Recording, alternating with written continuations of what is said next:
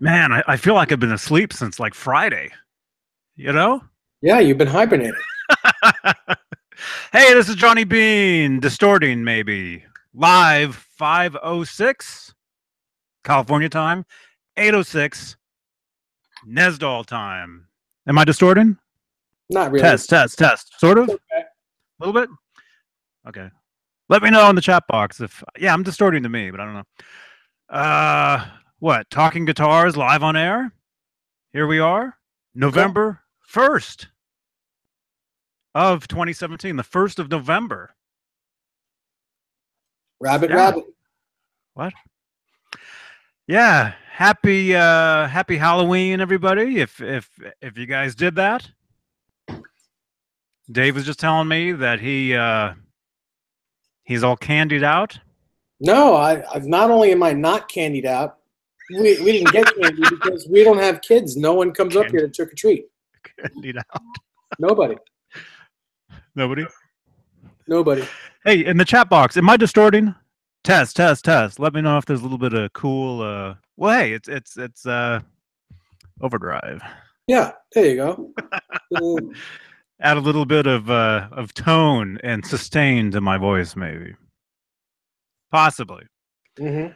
I don't know. Anyway, we're here. Haven't seen you guys since Friday, I think is what we were saying. I am distorted, Keith. Okay. How's that? Is that better? Yeah. Yeah, I think that's better. Maybe. I don't know. Yeah, Friday. Man, feels like we actually haven't talked. No, you and I haven't even spoken. No. That's what you just said. Yeah. Brandy's talking. Cool. Keith, yeah, actually I turned it down and I turned it back up. That's an old soundboard trick. You know, you're at a show and somebody comes up and says, "Hey, this is too loud." You go and you either turn it down while they're there and they see you do it and you turn it back up as they leave, or you act like you do it. And you're like, "Is that better?" And they're always like, "Yeah, it sounds much better." When you didn't change a thing. Yeah. Although I actually did turn down, but I don't know. Anyway, happy Halloween. And yeah, I didn't go out trick or treating. I don't know why I would. I do love candy, but I did have to help myself a little bit today. So I think this. Oh, I love Kit Kats. I posted a picture today of somebody holding. If you guys are friends with me on Facebook, you guys saw this. Of somebody holding a Kit Kat and they took one big bite out of like the entire thing. Mm-hmm. And a lot of people tend to get really angry at that picture. Mm-hmm. Yeah, I do too. So I didn't get anything last night. Talking about the candy. So I figured I would grab one of these on my way back to the mansion. Yeah. You gonna eat them, or are they gonna be just, you know? Oh, I'm gonna eat them. You're gonna leave them there. You're gonna leave them. I actually pulled. I pulled them out of the freezer. I've had them in the freezer since this afternoon. I'll probably put them back in the freezer and enjoy them late tonight. Wow. Anyway. Wow. That's the most talking I've done in 5 days. Mike is himself. Yes, we are live. Mm-hmm. Yeah. So how are you, man? Nesdall. I'm good. I'm good. I'm, you know, just trucking along. Mm-hmm. Hey, John BL 5150 is in here. Blank Palette 2 is in here. Mike is himself. Black Belt Yellow Belly. Kevin. Hey. Sorry. Somebody's growling. Who knows? There's always something going on here. Sorry. Yo, Terry, what's up, man? Johnny always has the best hats. Thank you. Johnny has a hat on. You said hat on. Right? I did. Mm-hmm. I did. Hey, Bruce. Thomas. I'm gonna put this back in the freezer. I don't want this to do anything. Okay. So what's new? What's new with you, man? Nothing really. Just enjoying every day while Johnny leaves.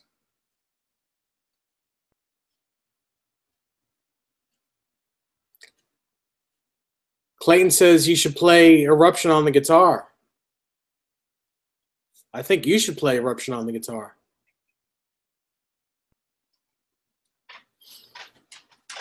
And yeah, happy November 1st, everyone. I hope everyone had a good Halloween. And man, it's turkey season. Yeah, I said I hope everyone had a great Halloween, and now it's turkey season. Yeah, I guess. Or you start shopping for Christmas season, I think. Yeah. Pretty soon we'll all be listening to Christmas music. Well, you know. Hey, Tone Talk, how you doing? Hey, Tone Talk. What's up, everyone? Hey, Dave and Johnny. Mark, how you doing, man? Thanks for stopping by. Hey, 7/8. Look at this. Yeah. Hey, man. Hardwood Steaks. Mm-hmm. Jim Guitry. Wow. Every time I see hardwood steaks, I want to say hardwood floors for some reason. I don't know. Mm-hmm. You can say that. I don't think he'll be happy, or he or she will be happy. I don't know. Whatever. What are you doing? Them. What they will be happy. Mike himself says, "Hey Dave, I bought a guitar from the Music Zoo Monday. They are super great. American Select White Charvel Sandemets. Great experience. I'm calling them tomorrow to tell them how my purchase was, how great my purchase was. Awesome. Who is your salesperson?" Nice. Yeah. Tell them I said hello. And they'll be like, tell them we both said hello. Like, who? Yeah. So what'd you do? What'd you do this? It's Wednesday. I was gonna say, what'd you do over the weekend? Because I haven't seen you since at all. Besides, well, I'm reading eBay just said something too. So let me just read his thing first. Hey Johnny and Dave, since my Wolfgang broke due to the pickups going out, the local music store gave me a new one. Exact same color and everything. I'm changing the strings on it right now. Awesome. Well, I'm sorry that your guitar broke, but I'm glad they gave you a new one. Yeah, what just curious, what broke? And how'd you break it? And Black Belt, I haven't gotten 7/8's guitar yet, so I'm waiting to get that. What do you want? I'm like Dr. Doolittle here. They all come to me. Mm-hmm. They all come to me. You ever actually jump on a what are those things called? A lot of times you have them in the backyard. You jump up and down. Trampoline? Trampoline. You ever played your guitar while jumping on trampoline? No. I did a photo shoot doing that. Not this weekend. I'm talking years and years ago. I'll have to dig the pictures up. There's pictures of me on a trampoline with a guitar. Mm-hmm. And I know this sounds strange. But this house, we used to live in this cottage in the back of somebody's house, right? And they had a trampoline back there. So I figured, hey, why not, do a photo shoot? And if you guys want to know what guitar it was the Silvertone, because that guitar doesn't weigh anything at all, I'll have to find those pictures actually. They're pretty cool. Yes. Might as well jump. That's right, Terry. That's right. And 7/8, yes, I did read it. I read that I have to, it's signature required. I can't leave the house tomorrow because your guitar will be delivered. That'll be all right. It'll be fine. Mm-hmm. Well, you're snowed in though, right? What? No, we're not snowed in. You know, I don't know. No, I don't know. All right. So this weekend, what'd you do? I finished this. What is that? What do you think it is? It's a guitar. It's a bass guitar. No, it's a guitar.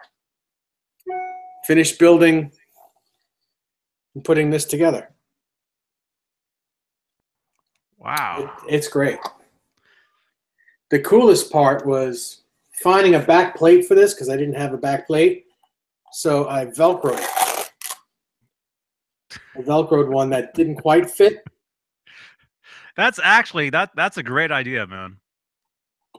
That's a great, especially if you're on tour, to just Velcro that thing. Yeah. Actually, if the whole guitar was Velcroed, the neck was Velcro, everything was just Velcroed in, you could just tear it apart, interchange other Velcro other parts back on. That'd be amazing. Yeah. Yeah. So I dig it. I really dig this guitar. The only thing I don't dig is the tape. The tape on it. I mean, I know that's what the original was, but it's so cheesy and it comes off. It sucks. But as a guitar, the guitar is really great. Mm-hmm. Man, that looks just like Rob's guitar, man.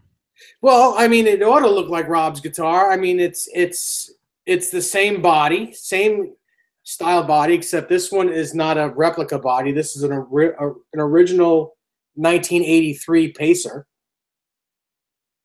I've got a real Floyd on it. Was it purple?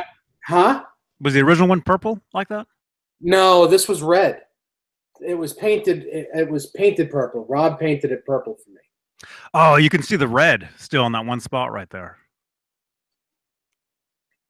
So yeah, you can see a little bit right there. I was just kidding. But I mean, it's red on the inside. If you look on the inside, it's red. Oh, there it is.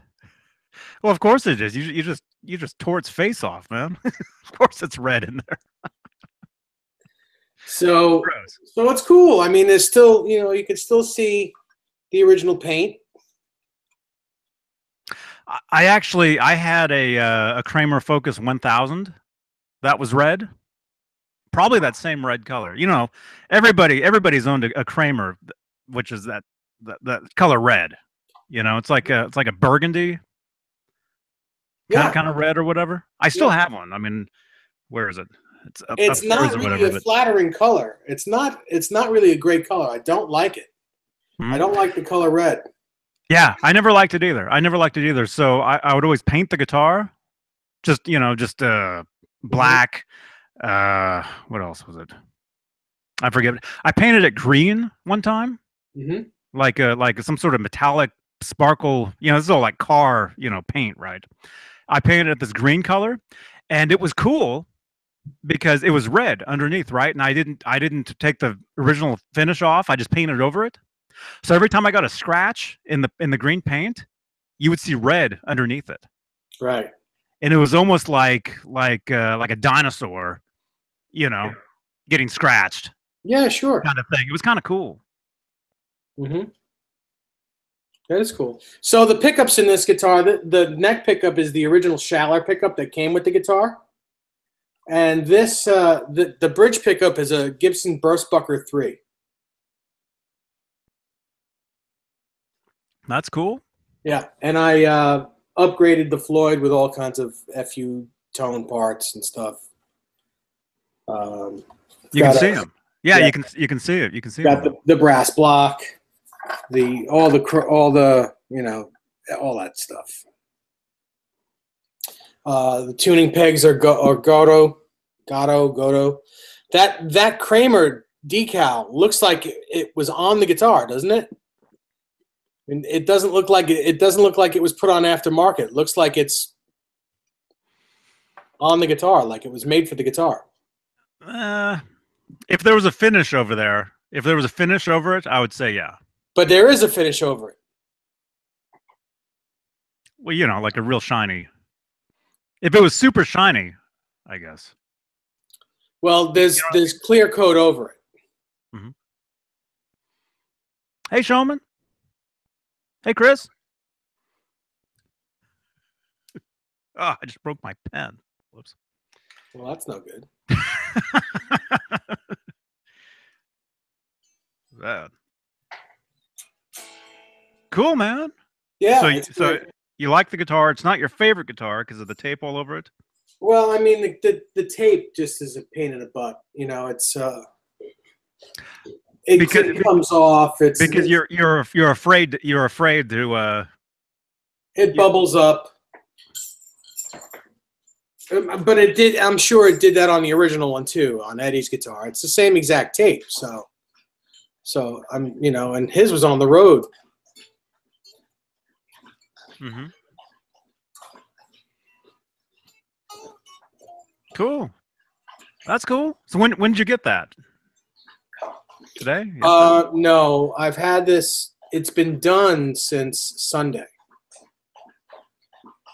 So I've been playing it for a couple days. Nice. Mm-hmm. John BL, I don't think the tape does anything to the tone at all.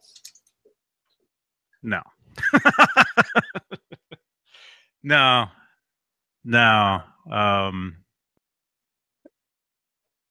You know, there's a lot of, you know, punk rockers that have stickers all over their guitars. Mm-hmm. Right. And actually, when I worked in this guitar shop fixing guitars years ago, I used to have to get to the part you just velcroed off or whatever, right? You would have to cut like through the stickers because they just wrap them all over the guitar, not even thinking that you'd have to take parts off or whatever. Mm-hmm. And we used to talk in the back room. We would talk about that, like, yeah, you think having all these stickers on here changes the tone or blah blah blah, whatever? And it's like, no. Hey, Joe Wentz. Does not. Joe Wentz, what's up, man? Are you driving? Jeannie says, "Fu tone tape." Tonetape.tv. Hey, Desiree. Yeah, Joe, give Cheryl our best, please. Yeah. Yes. All the best to Cheryl. And you, Joe. Hey, Craig. Hey, Craig, man. Craig, man. Bozique. Scott J. Yo. Johnny, you should make a Frankenstein guitar. Clayton James Hicks, 1998. Hicks says. You have a bunch of those, don't you? The rooster just jumped off the fence. Wow. Hang on. I got to check and see if any other chickens jumped over because they tend to follow them. Uh-oh. And if they did, they're not going to get back in. And there's, you know, werewolves and stuff. I'll be right back. One second. There's werewolves, huh? Yeah. Wolves beware. Yikes. So Clayton, yeah, Johnny, although Johnny doesn't have many striped type Frankenstein guitars, he does have a bunch of Frankenstein guitars, meaning slapped together, put together. Hey, Stan.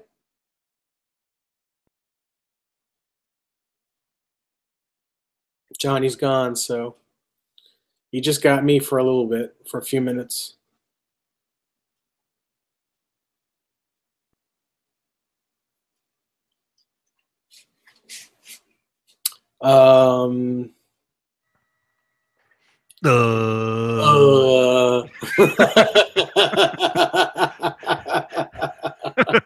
It's a dork symphony. Yeah. What? Whoa. Yeah. There was no chickens on the other side. Hey, Jim Nicholas. Hey now, Dave. I've never searched online for a Kramer. What would you say were their best years? Very cool guitar. That's Jim Nicholson, right? Yeah, I'd say 82 to 86 were their best years. And who was it? Hicks? You were saying that I should have a Frankenstein guitar. Mm-hmm. I should. I should. Awesome guitars. Yeah. Showman Blues says, "Hey Dave, are there some new white EVHs up on the wall?" No new white EVHs. No. Those guitars that are behind me are Kramer guitars from the early to mid '80s, right there. From Kramer's best years. Yeah.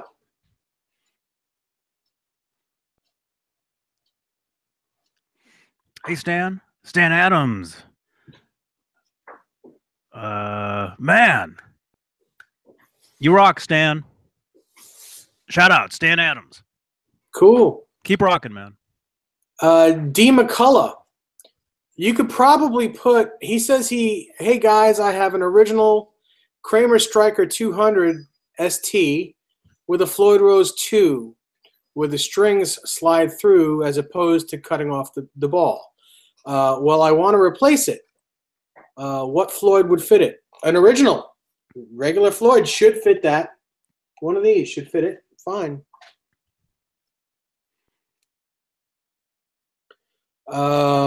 Kevin. Nope. Hang.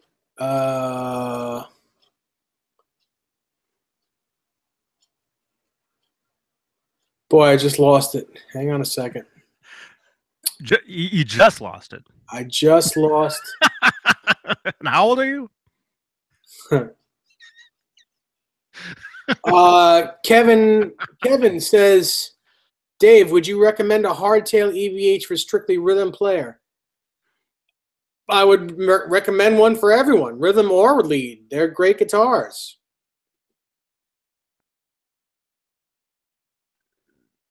Mm-hmm. Through what? Through what amp? I think you can play it through any amp. I think, you know. Bozique says, have you ever considered becoming a solo act, Dave? No, I don't. I'm not interested in doing this solo. I do it because I like Johnny. If I had to do this alone, I wouldn't do it. You'd never see me again, you guys. Sorry, just stating a fact. You're sure they're talking about this and not talking about music? Yes. Hopefully they're talking about this.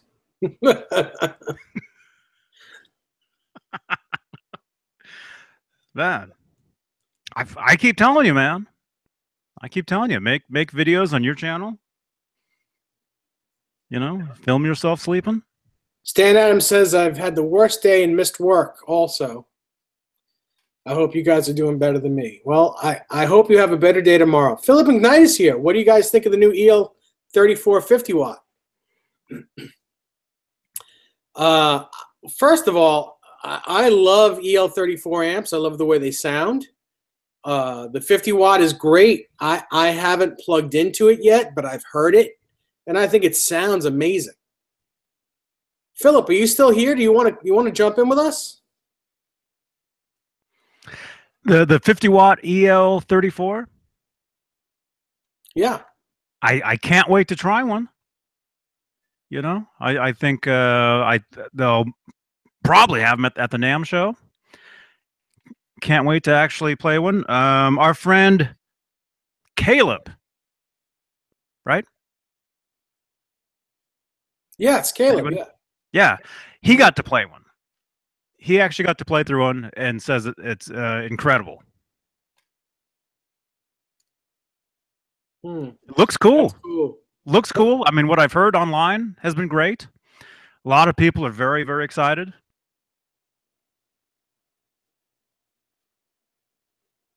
Dave is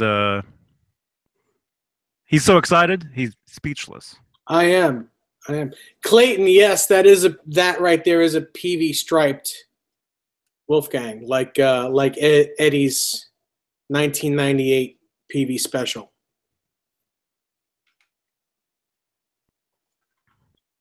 Paul Glover. Hey, man. What's up, Paul? Philip says he's here watching the show. Would you like to join us? Or you just want to just watch today? What would you like to do?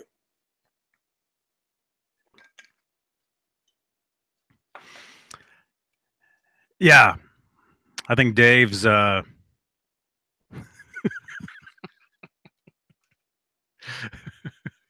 he's sick of hearing me talk. No, not at all, actually. I in fact, I miss hearing from you. Oh. You deserve a thumbs up, man. Thank you. Send Phillip McKnight a request. Yo, Philip. Let me see. How do I Philip, how do you say something? Me? Okay.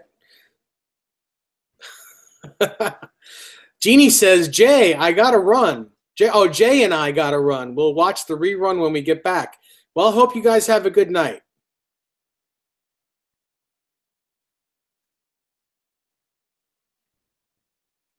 Douglas Bador wants Philip to join.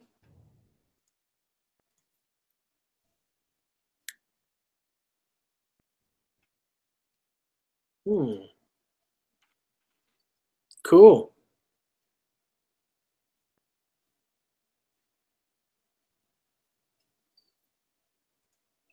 And you? Who, me? Yeah, you. What? Connor White says, anyone see the new SG Junior? No, I haven't. Sounds like a good guitar, though.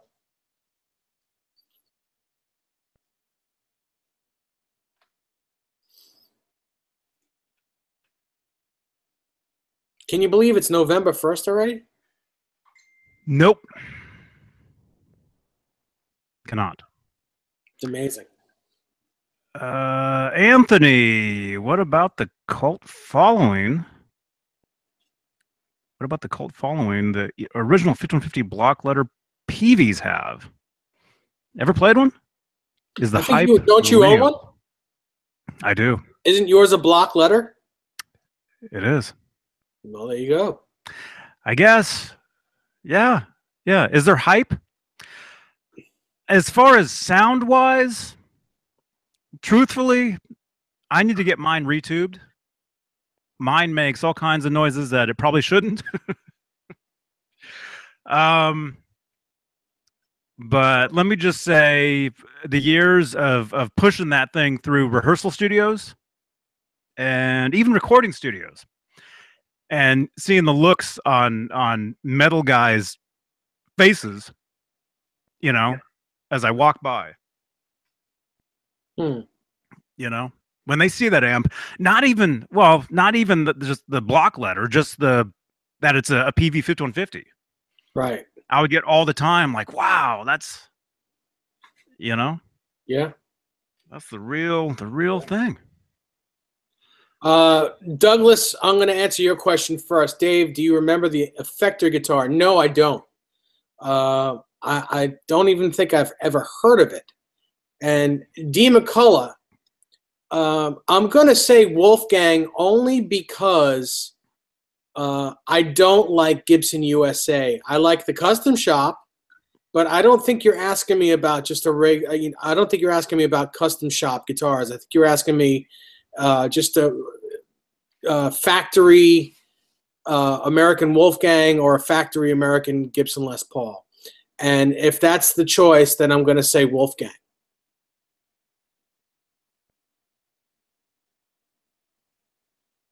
But if you're including custom shop Gibson, then I would absolutely pick a custom shop Gibson over the Wolfgang.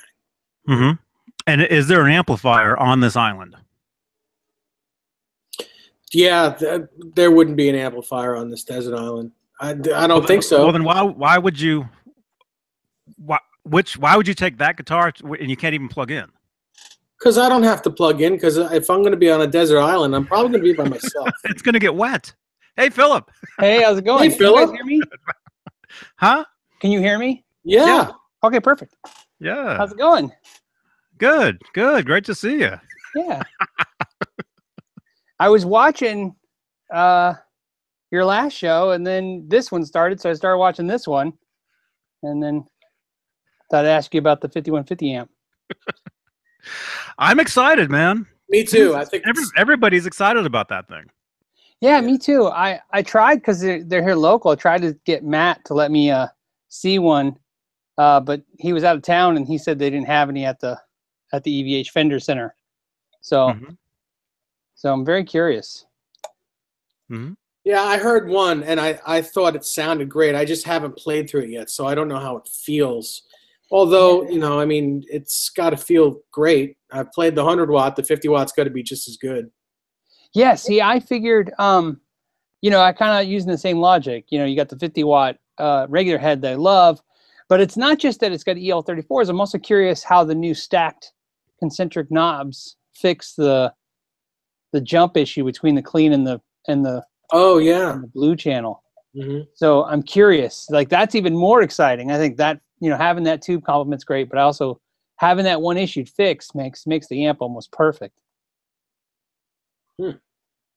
So, so yeah, I see you've got an EVH right there behind you. I do. Oh, I do. Yeah, right there. Right there. It's the small one. It's kind of hiding. Yeah. That's the it's the LBX1, but it's different. It's all white. So. Oh, you have an LBX1 in white? Yeah. How'd you do that? You know, I had both, so I switched the cages and the knobs. I put black knobs on it and switched the cages to see how it looked, and I liked it, so I left it that way. Oh, that's so funny. Yeah. That's cool. Yeah, I think it looks cooler, Very like, because I think the LBX2 looks way cooler than the first one. You know, with the white cage. Yeah. And I like the clean channel, but I hate to say it, I prefer the whatever, the blue channel on that to the new one. So, not that the other one's bad. I still like this one better. So. I remember when we met up at the NAMM show at the EVH booth, right? That's where we met up, and we were looking at the amp and talking about it, the new one. Yeah, and I was super excited because I think the clean channel is awesome, but it was so I got it when I A/B'd them.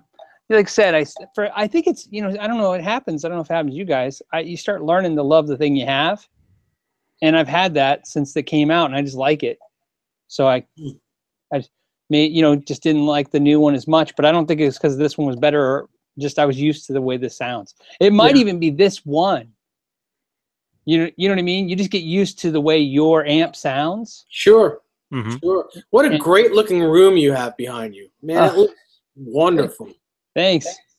It really looks awesome. What is that red Strat? That is the solid rosewood neck American Standard Strat. Oh, no kidding. So it's in the. Did they send that to you to? No, Fender doesn't do that. No, I bought it. I think I bought it used off Music Go Round online. So I think I paid $1,100, which is very reasonable, I thought. For an all rosewood neck? Yeah. That's very reasonable. And it was in perfect condition, original case, everything. So I had picked one up, played it, loved it, and you know, they were asking like 17 new, 18 at Guitar Center. So I went and looked. You saw that one. I go, for $1,100, it's worth it. So I got it. Right. Really like it. No, that's awesome. Dennis, my buddy Dennis, who used to live here, just yesterday bought 2 new PRSs. He's insane. 2 new private stock. He bought another DGT, right? In blue, like slate blue, a quill top it's just incredible. And he bought a custom 22 that's also just ridiculous. 2 amazing private stock guitars. He went to Wilcut yesterday. Oh yeah, Wilcut. Yeah, he flew out there just to look at these 2 guitars. Well, you know what? If I was gonna, you know, I say it to people all the time, if I was gonna spend that kind of money on a guitar, I would fly out. You know, I had a friend once buy an expensive guitar. He flew out and then bought it a ticket back and flew it back on the plane. You know, and had it. Understand? Sure. Yeah. Yeah. Yeah, you know, and you know, I don't buy, you know, private stock priced guitars, but if I did, that's, you know, yeah, I could definitely justify flying out to get one and stuff. And I love private stock guitars. You know, it's just, I think we've had a discussion before. Just after a while, they get so expensive, they just make me too nervous. Yeah, that's right. I know. Hey, listen, I'm gonna make a plug real quick. Gary Housley, U.S. American-made guitars. He's gonna have Michael Sweet on from Striper tomorrow night. And Sweet Lynch. Yes, and Lynch at 11 p.m. So check that out, everyone. Check out U.S. American-made guitars tomorrow night at 11 p.m. Gary Housley's going to be talking to Michael Sweet. That'd be cool. Awesome. Yeah. That album is with him and Lynch is fantastic. I haven't heard it yet. Oh, you know, it's you know what it is? Michael Sweet's voice. I think I've told this story before. The first time I was listening to their new album with George Lynch and Michael Sweet, I had to pull the car over like 3 songs in and pull out my phone and pull up old Striper songs and start streaming them through the car because I swear his voice is exactly the same. Like exactly. That's amazing. Yeah. You know, there's a couple people, there's a few people, the older they get, the better their voice sounds. Yeah. Yeah. It's just he's been fantastic. And I think the team up with Lynch sounded odd. That's why I couldn't help but, you know, get it. But it's great. It's a great album. Great songs. Cool. Yeah. Yeah. Yeah, Spanky, I'm here. Yeah, and 11 o'clock, what time zone? Eastern. Looks like it's Eastern. Because we're in like 3 different time zones here. Oh, yeah, you're right. You're right. What's that Fender amp right in the middle? That's a Supersonic 22 on a 212 cabinet. So it's my I like the clean on it. It's okay. And I like the disturb. You know what it is? The Supersonic 22 for me is the most okay-ish amp ever. Like it's nothing on it's amazing, but it all sounds good. You can get great clean and great overdrives, and it does the job. So it's just a good platform for other things. Absolutely, and plus with the built-in reverb and everything, and it's 22 watts, so it doesn't rip your head off, and it's got the oversized 212 cabinet. So I can take it and jam with people, and you get huge sound, but you're not overwhelming anybody. Right. So, that's cool. I'm a big Fender amp guy. I always go to them every time. I go back to them. You're a 6L6 kind of guy? Yeah, I think so. What's funny is I never really saw myself that way. You know what I mean? Because I like Marshall so much. But I think just had a desire just to get it done and easy. Fender's just become so easy. You know what I mean? Basic platform, basic sound. Absolutely, especially if you're a pedal, like a pedal stomp box guy. Yeah, I usually, and I don't think you like stomp boxes. Who, me? Yeah.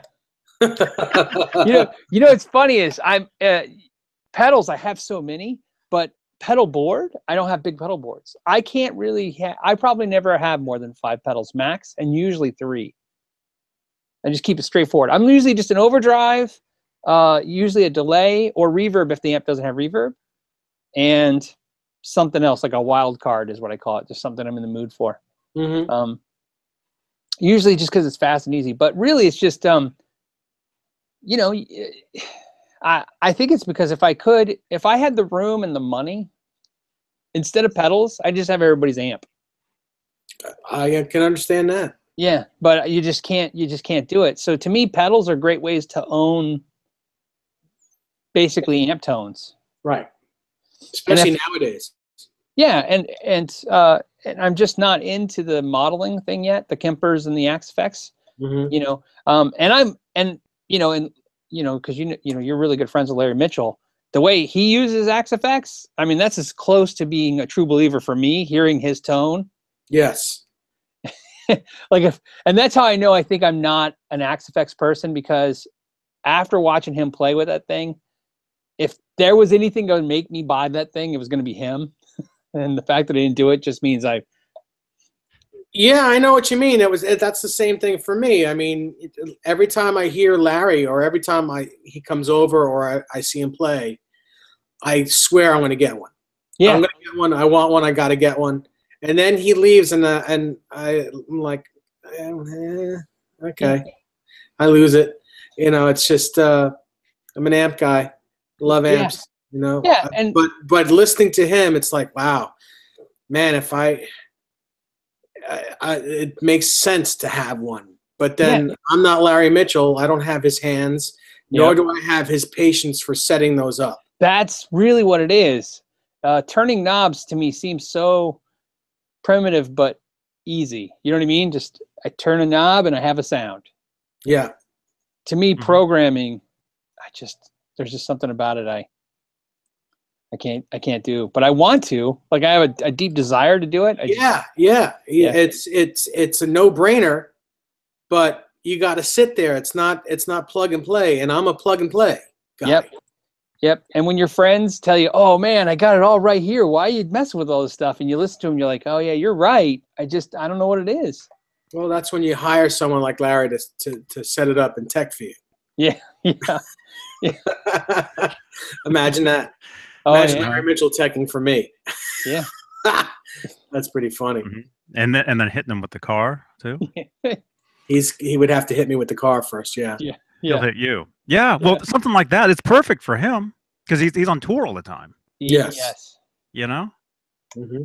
So easy. And speaking of playing, Philip, you're just saying when you jam. Yeah. If you go out and if you play with somebody, or if you play a show, right? What do you've got so much gear? Like what do you take? I'm very habitual in what I use all the time.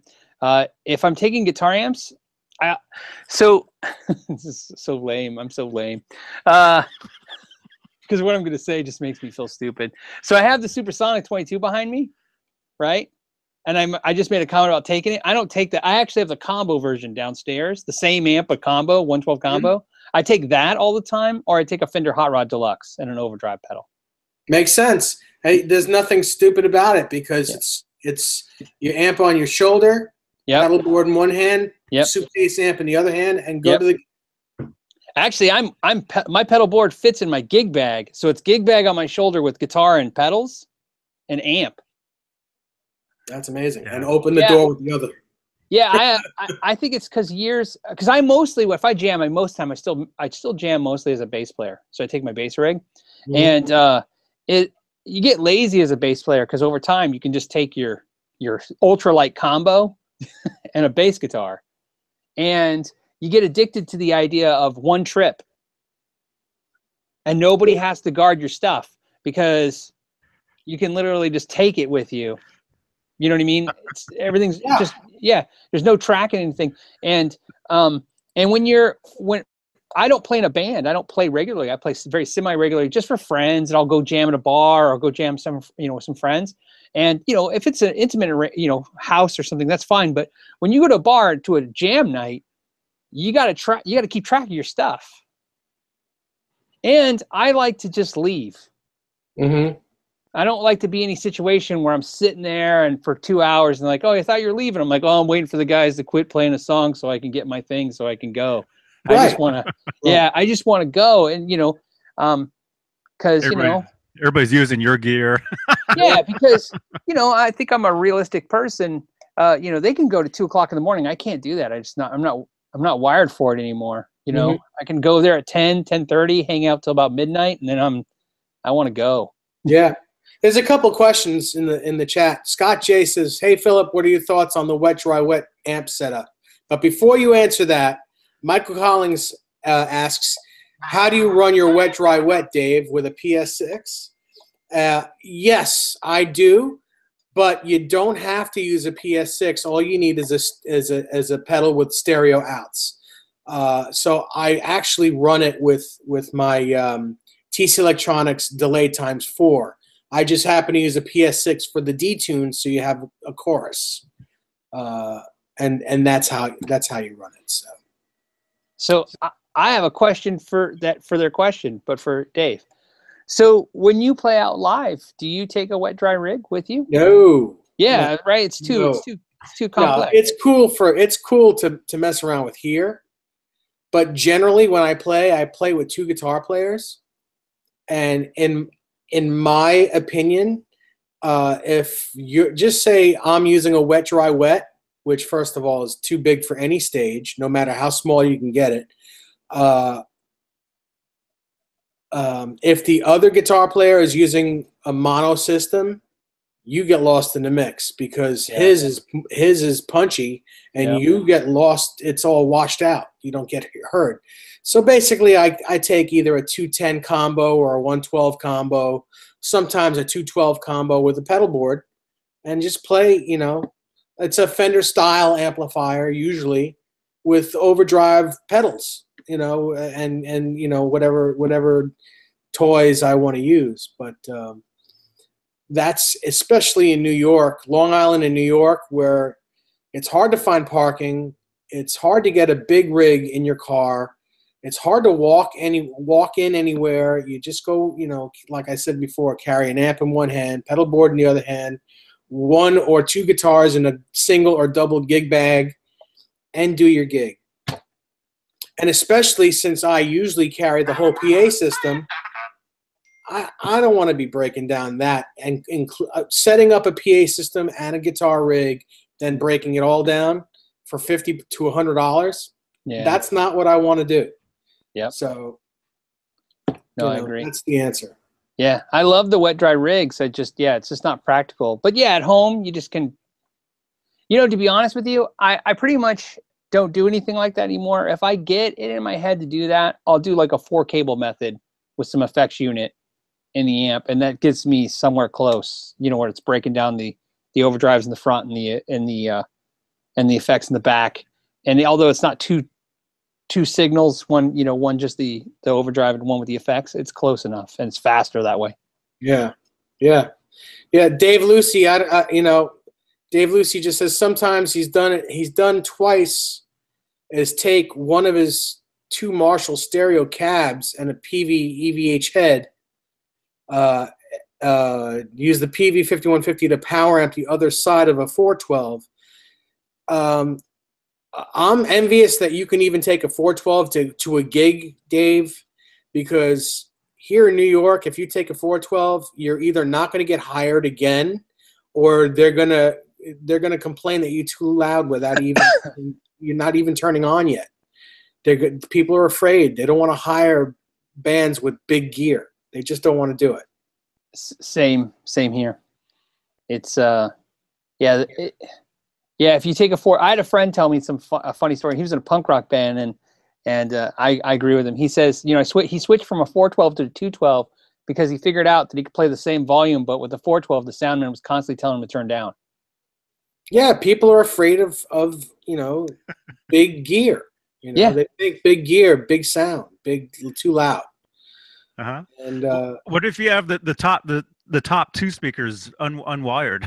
It doesn't matter. It doesn't matter. It's visual. It's all how they perceive it. So you could fit more speakers in there. Yeah. Have one huge. Hey, RMG 471. Yeah, he says, "Hey, Phillip McKnight, always wanted to say hello to you. I appreciate your channel and what you do." Oh, thank you. RMG 471. Yeah. He's a big Paul Reed Smith guy. Yeah. Well, oh, by the way, now that I have you on here, I haven't spoken to you since you spoke to Paul. Okay. Since you had your interview with him, and man, I'm going to tell you, you need to do that more often because that was one of the coolest interviews ever. Thank you. I really tried hard because he was so bad at the NAMM show with all the interviews he did. Mm-hmm. And he agreed to Gene, who runs their like artist relations stuff. I reached out to her and said, "Hey, will he come on the live show?" And she's like, "Oh, absolutely." And I was like, "Great." And I was so petrified that he's a great guy when he's frank and he's whether you agree with him or whatever, doesn't matter. You just got to let him be him. Yeah, when he's himself. But I find that sometimes he goes into this, at least the way it perceives to me, he goes into this spiel, like this persona person. And since you watched it, maybe you noticed it, you could tell a lot of people were saying he was kind of being jerky. I'm like, you know what that is? If you're really paying attention to him, he's ready to fight. He's on the offensive a lot. Well, yeah, because for quite a while, PRS was like the bad guy. The brand, not the guy. Yeah. The brand was the bad guy. Yeah. And now it's coming back around, and everyone wants a PRS again, or more than one PRS. Right. But for a long time, it was voodoo. You know. Right. And Why? I don't know why. A lot of people think they're beautiful works of art, but very sterile sounding. They don't have the. A lot of people think that when you compare them to a Gibson Les Paul, which you shouldn't anyway, because you can't compare a Paul Reed Smith to a Gibson. It's not the same. It's more comparable to a Fender than a Gibson. Yeah. And that's the first. That's the first mistake everyone makes is, oh, it's got humbuckers compared to a Gibson. No, it's 25-inch scale, which is closer to a Fender, number one. Number two, it's a thinner body, different woods, usually more like a Fender. It's just more Fender-like. Even Fenders with humbuckers, it's more Fender-like than Gibson. So people buy Paul Reed Smiths thinking they're going to get a Les Paul, and it's not. Totally not that. Right. Plus, he, as you can tell, when we did that interview, his marketing has been weird over the last, couple decades. Because they're just there.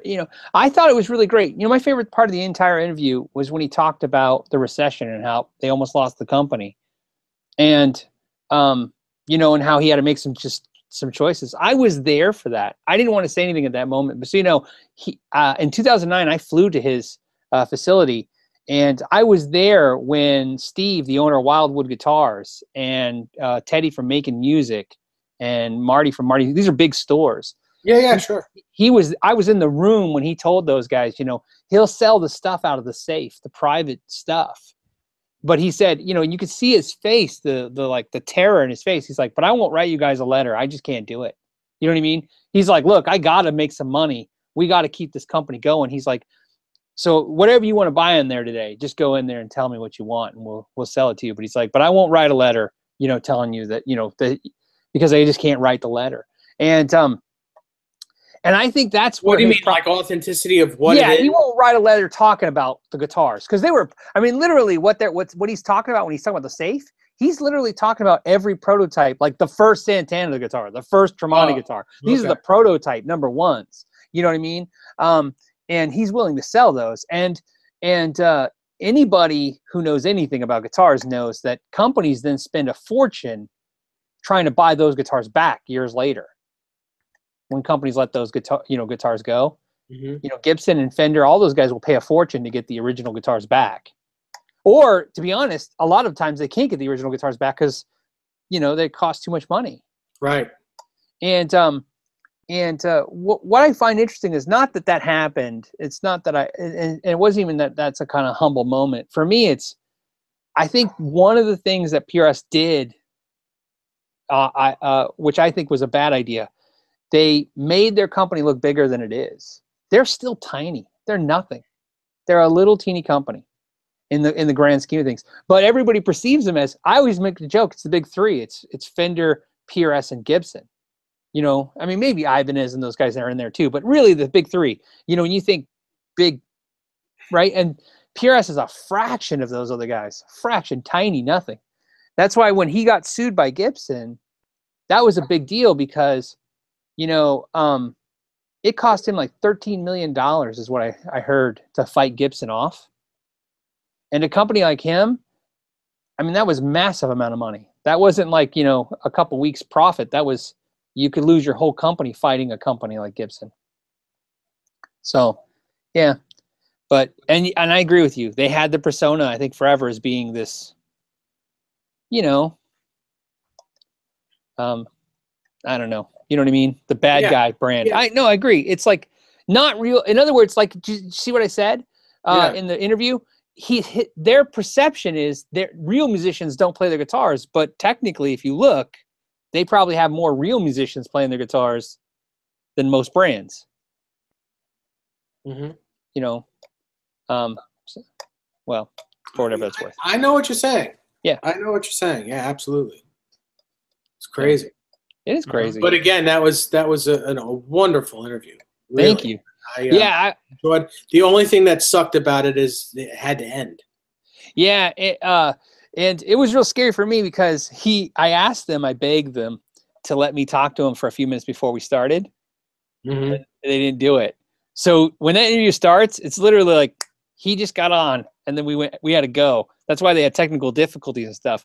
And so it did great because I was, I wanted to be frank and honest and respectful, but I was afraid, it'd go crazy, and it didn't. So thank goodness.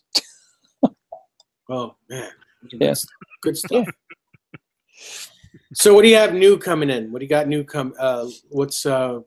what do you have on the horizon? Well, I for reviews and stuff, and or even personally. Yeah. So what's for dinner? What's for dinner? Actually, chicken Caesar salad is what I think it's for dinner. Oh, wow. Let's see. I bought a new Framus guitar when I was in Germany at the Warwick factory. Oh, did you go to GetCon? I did go to GetCon, and when I was there, it was me and the Tone King. We were the only two. We both bought a guitar while we were there. And so I bought a guitar. I got it. It's in the other room. I'm gonna review that. Is it a Phil X guitar? It's not. The Tone King bought the Phil X guitar, and I bought the Panthera. Mm-hmm. And it was scary. I'll tell you a story. No one knows the story, so I'll tell it to you guys. Maybe you'll find it funny. So when we went there, me and TK decided we were you're so excited because the company is so cool and the factory's so cool and everything's so cool, and you get excited and you maybe could relate. You kind of know, when you go to Disneyland, you're probably going to get something at the gift shop.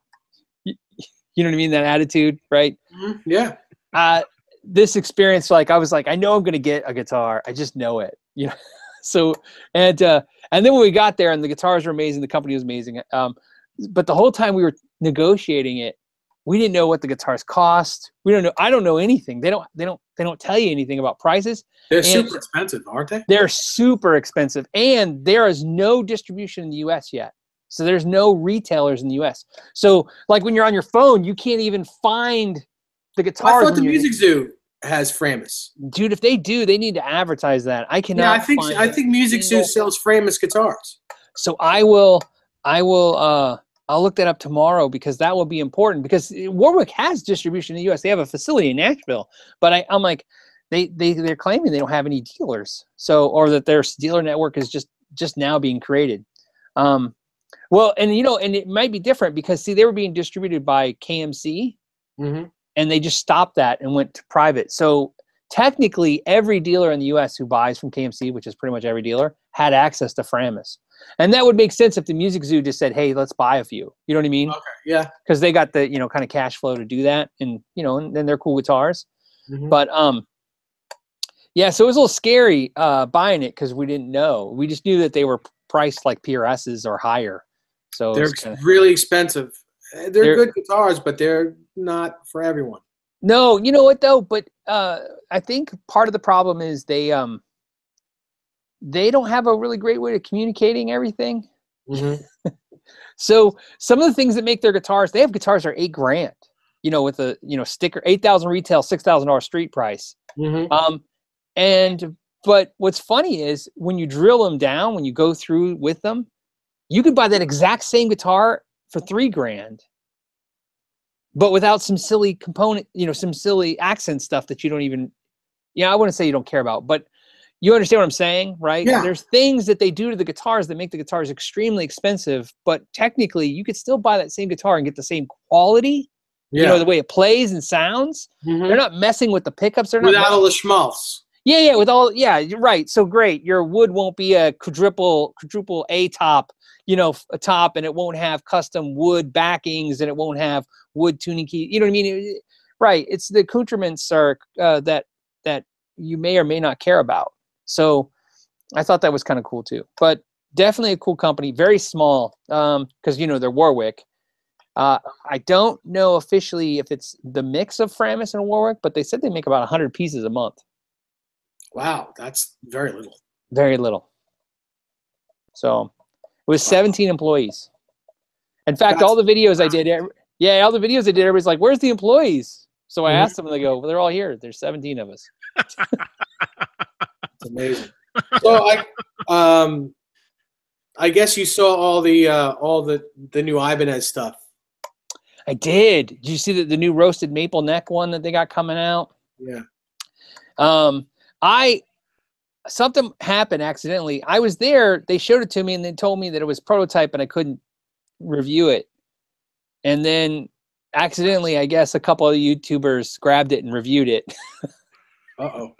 So that's how it got out there, I think. So I got to play it and check it out, but I didn't get to review it. How did you like it? Oh, it's awesome. It's very Sir to me.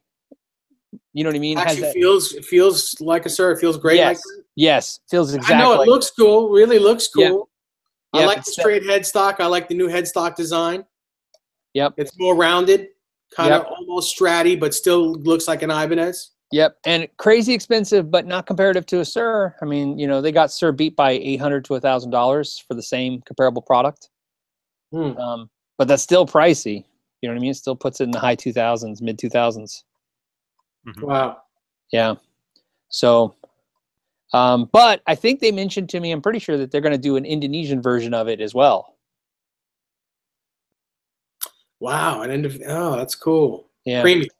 Yeah, premium, and then now we're probably in that $1,400, $1,500 range. Again, that's a lot of money, but this is all comparatively, right? You either have to pay, $4,000 to $3,000 for a Sir, $2,500 for the Japanese model, $1,400. I mean, still a lot of money, but yeah, Well, it's cool. Yeah. Very So cool. it was an interesting event. They're going to do it again next year. They already signed on and everything. So Nice. yeah. Is there anyone there that you wanted to meet that you glad you met, and anyone that you not so glad you met? You know what it was, and you guys can understand, and everybody I've talked to since that does YouTube, like you guys and stuff, will understand. We all got along really, really well. There was no issues with the camp that we were, with everyone, because you don't get to meet people that do what you do. So it's probably like anybody who does any kind of job. When you meet people to do your job, yeah, you immediately connect, because you're like, oh yeah, I've had that experience too, or oh, I've had to deal with that, or sure. I mean, the first day, like Johnny, I was watching your the other. You didn't do a broadcast on Monday. No. Yeah. So it's whichever was that Fridays. Yeah, it was Frankenstein Friday. So the one I was watching right before this, when I was watching, was Frankenstein Friday, and and you were talking about your pizza with and it had nuts in it, and then Johnny's he says he can't say nuts in the pizza. Oh, yeah. Sorry, Johnny. Yeah. But what's funny is, you think, in the audience, they can't, hopefully they can relate now that we're all bringing this up, but so the first few hours of GetCon, us YouTubers talking, we were talking about the fact that I'm like, I have a very PG channel. I'm flagged every 3 videos. YouTube flags me and tells me that my video content needs to be, and I have to request a personal, review of it. You know what I mean? So you guys know it's a real thing, man. Wow. Oh, that's well, Dave has no idea, but yeah. But yeah, that's happening to everybody. Yeah. And it can just be you saying the word nuts. Yep. Me saying the word nuts will do it. Yep. Even though I mean crazy. Yep. I'm not talking about the other kind, but YouTube thinks we're talking about the other kind. Yep. Yeah. This week I got nailed I did the Friedman Runt 20 versus Got the nailed. PT20. Yeah. The PT20 versus the Runt 20. The thumbnail, I used 2 boxers and I put the amps on their head as heads, like they're boxing out. Very funny. Yeah. And it was violent imagery is what I got nailed for. And I'm like, so now it got approved, but unfortunately, you know, your main content views happen in the first 24 to 40 hours, and that's when they're restricting you. Mm-hmm. So by the time they fix it for you, you've lost your opportunities for the most amount of content views you're going to get. So it's nice because that creates a bonding experience for all the YouTubers, because we can all talk about stuff like that. And it's a big deal because, you know, I understand channels that are graphic, you know, having issues, but you know, if you're not doing anything wrong, it's a little scary that they're messing with everybody. But like I said, so to answer your question, no issues like that, and no egos really, because really, you know, all of us just kind of do the same thing. We hang out on YouTube, right? Mm-hmm. So, Mm-hmm. Well, Dave wasn't there, so yeah. Of course there was no egos. Yeah. You kidding me? Yeah. And people that I was excited to meet, you know, I'll tell you that, to be honest, I was excited to meet when I went in there. I think I was most excited to meet Leo from Frogleat Studios. That's the guy who does a different metal song every week. It's fantastic. But I think Phil X is the guy who I just, you know, kind of fanboyed on, him and Pete Thorne a lot. In fact, and Phil X, you know, he's a great guitar player, great guy, but man, when you watch that guy in person, that guy's chops I never realized he's a very unique player. Like, he has an intensity in his playing. Yeah. Right, that he could just call it up. Like, well, I mean, I think I've watched every Guitar Americana video that he's ever done. Yep. And I knew him way before he was in Bon Jovi, you know. Right. And I thought he was the most amazing thing. I mean, he does it all. He can do it all. And so, you know, that personality, that is his personality all the time. Really? Oh, because I thought that it was a on-stage thing, like like a persona, right? When the camera comes on, that's him, but he's kind of subdued. Yeah, you know? his yeah, I thought it was, you know, because you just assume it's like a character or Crazy Eddie type thing. Yeah, no, he's like that, and it's infectious because you're just, you know what I mean, and because you can't figure it out, because, you know, we were exhausted. We were working 9 in the morning till 11 at night, and then we were staying up from 11 till like 2 in the morning every night. Yeah, party out after. Yeah. And no, he was going. He's got that intensity. And that good nature, and he's just like everybody's friend instantly. He's like Woody Woodpecker. Yeah, but he's yeah. And he takes jokes well. You know, when he was talking to me, I don't know if I'm supposed to share this story, but I'm going to do it anyways. We were talking, and no one watches us, so it doesn't matter. We were talking about trolls. And I was telling him, like, you know, he was actually, like I said, he's such a cool dude that he's sitting in a car with me. We're driving somewhere, and he's like asking me about my channel and asking me about me, you know, right? Which is a very cool thing to have happen, because he's a rock star. Yeah, he's a rock star. He's a rock star now. Yeah, we should be talking about him, you know. And so when he was asking me stuff, and I was talking stuff, and then I mentioned trolls, and he's like, "Oh man, do I get trolls?" And I go, "Really?" And he goes, "Yeah." And he tells me the story. He says, yeah, he goes, on the way here on a flight, somebody posted Phil X, a never was playing with a bunch of has-beens. And he goes, can you believe that? He's like, what people say to you? And I said, yeah, it's crazy. And he says, you know, we just played 2 back-to-back 50,000 people arenas. And he goes, and it was sold out. He goes, when you look out in the crowd, there was only a few seats empty, you know, here and there, otherwise sold out. And then I couldn't help it. I go, well, maybe if you guys hand out some more flyers, you can fill in those seats. And yeah, so, and see, and he took it so well. He started laughing, and so yeah, he's really cool. It was a cool guy. It was cool, and like I said, it was really nice. If it was real, if he was really felt that way, or if he was just faking it, either way, it was really nice for him to talk to a bunch of YouTubers like we were actually at his level. You know what I mean? Yeah. And same with Pete Thorne. When you're talking to Pete Thorne, you know, it's hard to talk to a guy who's literally, he just played Budokan and then flew in to GetCon, right? Mm-hmm. And I'm like, oh, well, I hung out with my buddy Dave's. You know what I mean? You know, Yeah. I don't have a cool story to. Yeah, well, I mean, that's it's just super cool. I mean, guys like Pete Thorne. Pete Thorne doesn't know me from the hole in the wall, but we speak pretty regularly on Facebook together. Right. I mean, it's pretty amazing. Like if I have a question for him, he pretty much answers me right away or Yep. within reason. Yeah. You know, because it's amazing. But Yeah, it is amazing. it's guys like that, and I include you in that. I mean, yeah, we're friends. Right. Absolutely. But because of Facebook, we're friends. Because of the internet, we're friends. And Yeah. even with Johnny. But I consider you to be, you know, I look up to you because, I mean, look at your channel. It speaks for itself. You know, you're super, super well known. You're very knowledgeable. Gonna make me blush. No, well, I'm just stating facts. You know, I'm not even, you know, it is what it is. I'm just reporting the news.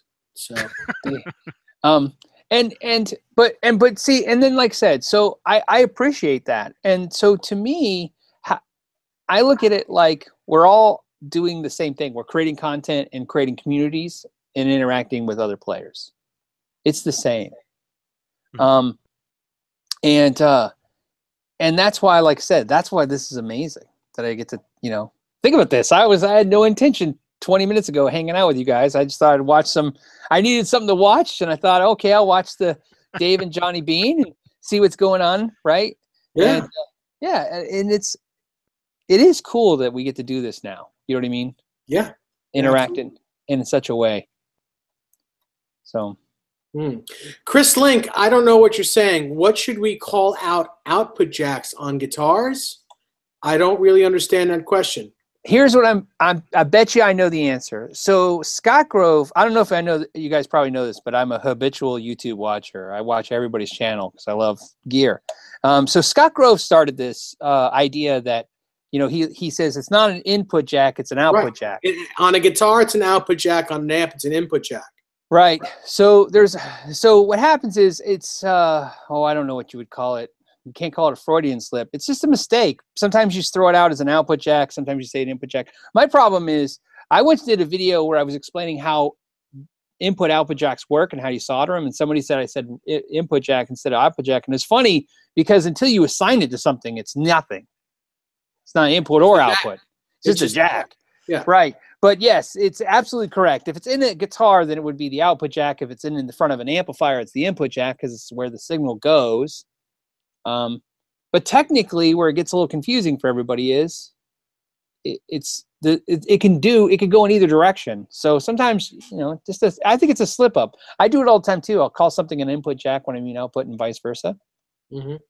So, but technically, I think the easy way to say it is it's output on the guitar, input on an amp. Mm-hmm. Yeah. I just call it a hole. Yeah. Put the long thing in the hole. Yeah. You can't say. See? Yeah. Phil knows. Not my channel. I know. Then you get the you get the yellow dollar sign and the weird your content's not approved looking logo. Yeah. Yeah. But actually, I mean that happens all the time. And I don't report them. I mean, I don't go and because you know you have to get 1,000 views before. Yeah, to get the reviews. I know. So that's say. Why. No, that's why it's serious. You know, it's I have a friend that he just had that happen. You know, it got flagged, and you can't get a review until you get 1,000 views. He says it takes him like a month to get 1,000 views, and I go right, and he goes, by the time I get enough reviews to get the review, it won't even matter anymore, and it's only sad in the idea that, I mean, realistically, I mean, people work on YouTube. I mean, to this day, I still put out videos where I could net $16 for all, you know, the entire video for the length of its existence. I make $16. And that's actually a lot on YouTube for a video. People make $3, $4 on a video. And and you could look at that like, well, who cares about it? But it's a cup of coffee. But also you could look at it like, wow, it's only $3. I'd sure like to get it since I worked for it. You know what I mean? I didn't do anything wrong. I didn't create anything negative. I'm not out there hate speeching or doing anything. So yeah, it'll get resolved, but yeah, it's a little frustrating for a lot of people right now. Mm-hmm.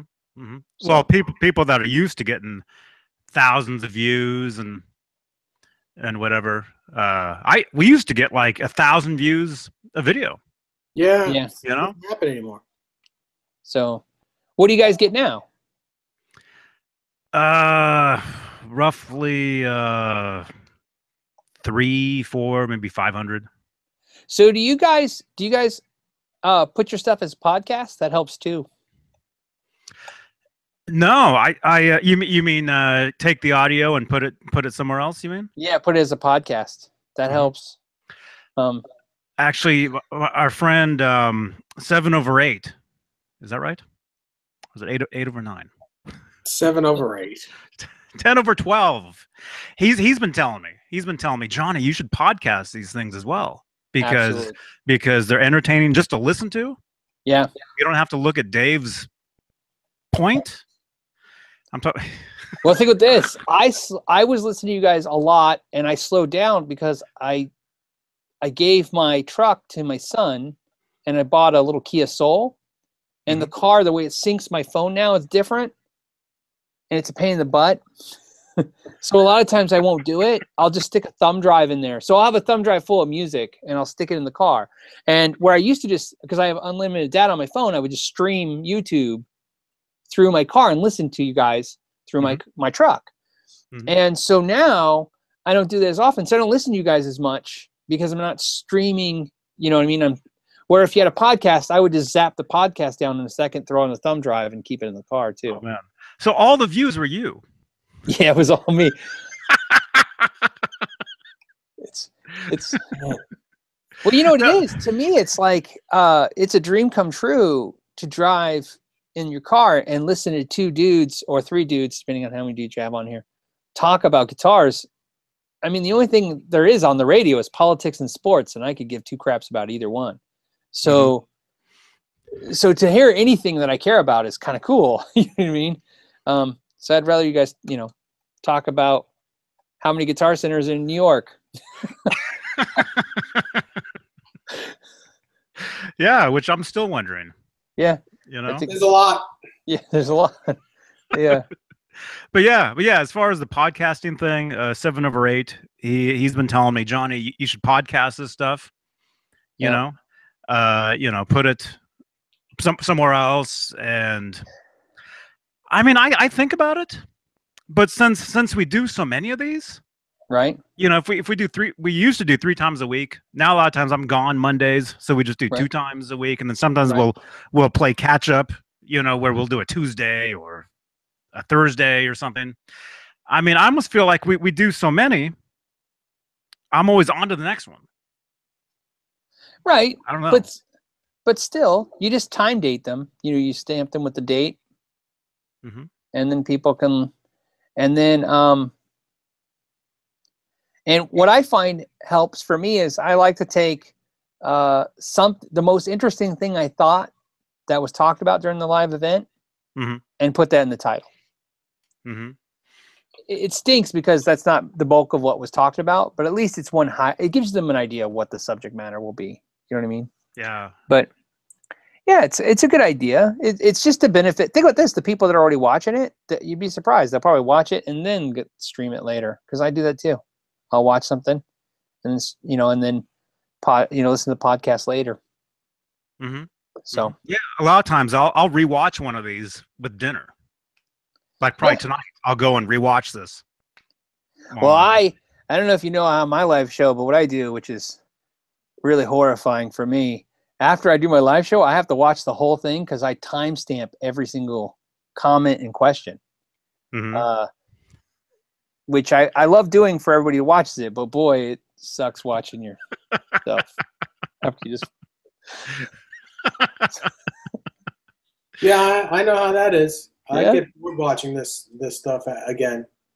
Yeah, The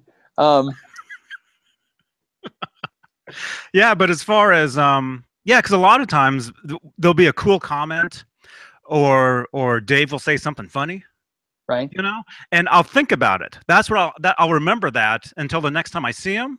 Right. And then a lot of times, well, you will start off saying, "Hey, Dave, remember last time when you said, you know, this? Oh yeah, that was hilarious." Whatever, you know. And it's almost like, well, I don't know if you listen to I've got Howard Stern on XM, right? Yeah. And he does his show, and then they do an after show where they Right. talk about everything that he had talked about. And so I almost feel like, you know, you need an after show to remind people of what you talked about before. Right. You know? So maybe we'll just go live, you know, in like an hour and just talk about what we just did. Like after the baseball games. Yeah. The events. Play by play after the baseball games. 'Cause Yeah. that's interesting. But yeah. But no, as far as the podcasting idea, I think I think it's a great idea. So do you do that? Do you I do just that with started yours? doing the podcast. Same thing. Everybody's like, "Hey, you should do the podcast thing." So I just started doing the podcast, and it does really well. And I like it because I mean, I think you can get sponsors and get paid for it. I don't get paid for the podcast, but at this point, it's not about that. You know, it's just about giving, you know, everybody a source. Because again, like I said, I'm just being, so, you know, I'm just being selfish. I just want you to podcast so I can just throw it on my thumb drive and listen to it in the car. So for you. Just for you. Yeah. So we're gonna start podcasting. Nobody's gonna care, but it'll make you happy. I think we'll do it. Yeah, I'll have. See. Makes sense. Yeah, it does make sense.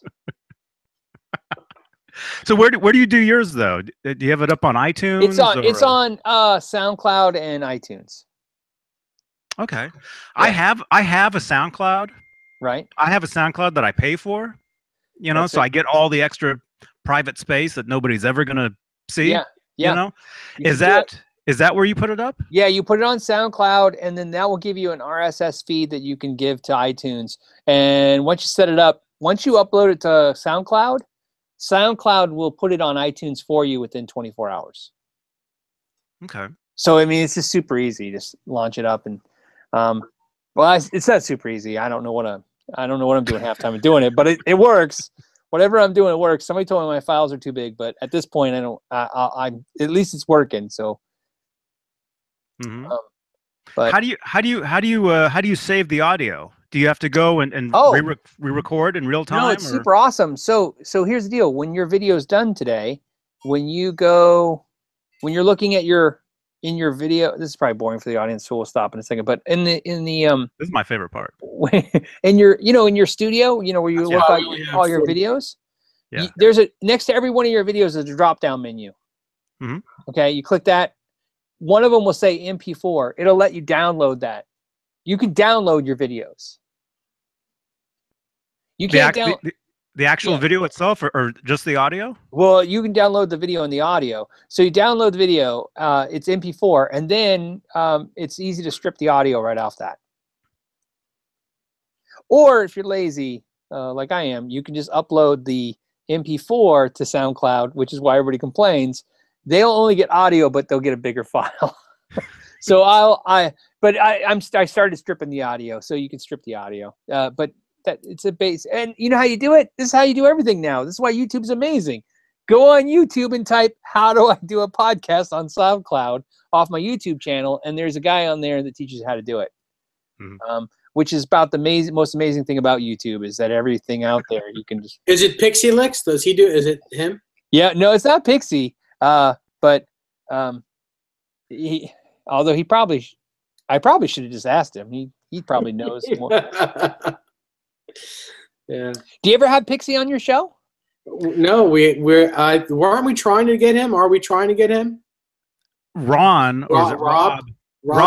Rob was saying that he wanted to ask him because apparently they're almost neighbors, like literally. Does he know you guys? Has he seen your show? I have no idea. I don't know. Hold on a second.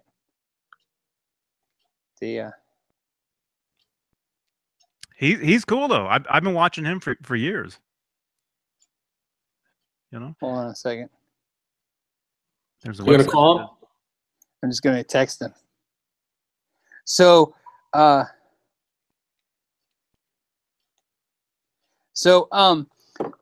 was what GetCon did. So you know, GetCon made it to where all of us left with each other's phone numbers, contact information, literally things that are cool. Like this. Wait, this is Monday, right?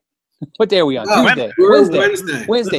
So last week, so think of this. Last week, the Tone King had to fly into Phoenix, and he had 6 hours, and he's like, "Hey, you want to go hang out, have lunch, and go check out music stores?" And I'm like, "Yeah." So we went and did That's that. when you did that. Okay. Yeah, I watched that. I watched that. And I was wondering, was that over in Germany or was that? No, because what's happening now, as you can imagine, is when you interact with, like I said, someone else that does what you do. In fact, I had an audience member says, "Well, don't you guys have like a competitive nature? I mean, aren't you guys really afraid you're gonna steal ideas from each other and stuff?" And you're like, "No, actually, when you interact with someone, you start realizing like, wow, we kind of do the same thing. You know what I mean? So what can we do to help each other out? Same thing with your podcast. That's what we were doing constantly. You know, hey, how do you make money? How do you do your thing? How do you edit your videos? How do you do your, you know what I mean? It was a great way to, because to be honest with you, you know, when I was there, some of the channels, like Music is Win, that guy's channel's dialed in. Tyler Larson, you ever watch that channel? No. So you think about my channel. He's about the same. His channel is about the same age as my channel, and he's double my subscribers and almost triple my views. Wow. Yeah. So, so me and him sat and, you know, we drank a frosty beverage until 3 a.m, and I picked his brain. You know, and we talked. And he was, you know, and he didn't go, "Oh, well, you know, he doesn't want me to figure out his secret." He was kind of like, "Hey, if you're successful." There's plenty of room. There's plenty of room for all of us. It's the internet, for God's sakes. Yes, that's the best way to put it. And to be honest with you, none of us have really tapped into any large markets. Yeah. I mean, even when you look at the big guys like Chapman and stuff, I mean, they're really, you know, I mean, let's put this in perspective, and I mean no disrespect to anyone ever. I mean, if you look at Chapman's channel, he's big. In our community, he's huge. But I mean, there's 16-year-old girls. There's probably 6 16-year-old girls somewhere out there doing makeup tutorials with 10,000 times the subscriber base he's got. You know what I mean? And in fact, Tyler Larson, Music Win, he's got a degree from Berkeley. And I was telling him, I go, think of this. You have a degree in Berkeley. You're making a music education channel. And then there's a guy who makes fart jokes, and his channel's got 10,000 times the size of yours. Well, I mean, farts are funny. Yeah, they are funny. But the point is that yes, there's tons of room out there. It could be there.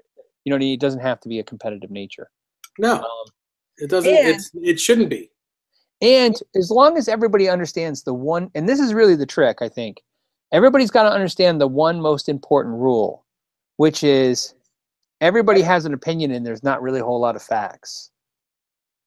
You know what I mean? If your attitude is fact, overdrive pedals sound better than distortion pedals, we're not going to get much further. But if your opinion is that they're better, then we'll get along fine because we can work with each other with having different opinions. Yeah, absolutely. Yeah, but if everybody starts drawing lines in the sand, you know, you're with me or you're against me in this, and that's what was nice to see that a lot of people weren't like that. You know what I mean? I mean, we all have the same audience. Yeah, the same people are watching all the same stuff. Yeah, and it's fine that if we disagree on stuff. In fact, it's probably better. Oh yeah. Dave and I disagree all the time. Right? No, we don't. Come on. Well, funny. That was disagreeing right there. So Pixie just said, I'm watching you on there right now. Fact, overdrive pedals sound better than fart pedals. Yeah.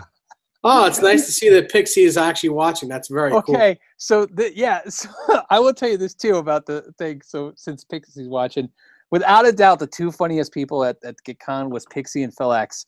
The greatest moment in my life, I think, was driving back to the hotel every night, and Pixie and Phil would just had me hysterically laughing in the back seat between those two. Those guys can really banter. Mhm. So That's funny. yeah. So Pixie, please, we've been wanting to get you on here as a guest for some time. If you have some time and if you feel like it, we'd love to have you. So there's your invitation. If you even want to call it an invitation, please let us know what you'd like to do. So Yeah. Yeah. Oh, there he is. Yeah. Hey, Pixie. Yeah. Yeah. Been watching your stuff for a long time, man. Yeah. I think it's amazing stuff. You know, he's just, it's great to watch him. Great to watch his stuff. His videos are great. I agree. He's and he's an amazing player. Oh yeah. Chops. No pressure though. You can say no. It's only us. So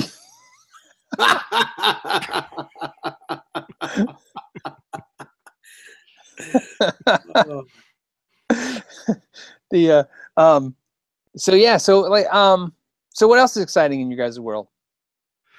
I got to tuck the chickens in. You got to tuck the chickens in? Yeah. Yeah. Yeah, they have little beds and little sheets and covers. He tucks them in, tells them a story. Yeah. Hey, Vinny. Vinny's saying hello to us. Hey, yo, Vinny. Yes. Yes. I'll be right back. Pixie says, sure, I'd love to come on. It beats typing. Yeah. Yeah. Absolutely. Well, we do these things Mondays, Wednesdays, and Fridays live at 5 o'clock Pacific time, 8 o'clock Eastern time. Yeah, he's in Boston, so I think he's on your time zone, Dave. Eastern. Yeah, cool. Yeah. So Pixie, if you have enough room on your Facebook to friend anyone else, friend me, and I'll give you my telephone number and all that information, and we'll get you on and we'll talk. It'll be great. I appreciate it. And that's cool. So on the other hand, you were saying, you were asking what we've been doing. I've been building guitars. You know, building more Kramers. Okay, so where did you? Is that Warmoth? Where did you get the? No, this body is an actual 1983 Kramer Pacer body. Okay. The neck is a Musicraft neck with a decal that looks like it belongs on the guitar. Yeah, it looks good. Really great. The neck pickup is the original Schaller pickup that was in the guitar when it was new, and the bridge pickup is a Burstbucker 3. Oh, okay. And I get Floyd's from Floyd. Now, did you pick the Burstbucker 3 because that's what's in that original guitar, or you just had that pickup, or you like that? No, I picked this Burstbucker 3 because nobody in New York has Zebra coil pickups in stock, but Guitar Center happened to have this one. Right. And I wanted it to look wanted it to look like the original guitar. Right. So I bought it, and I mean, Burstbucker 3 sounds great anyway. Yeah, it's got a little kick to it.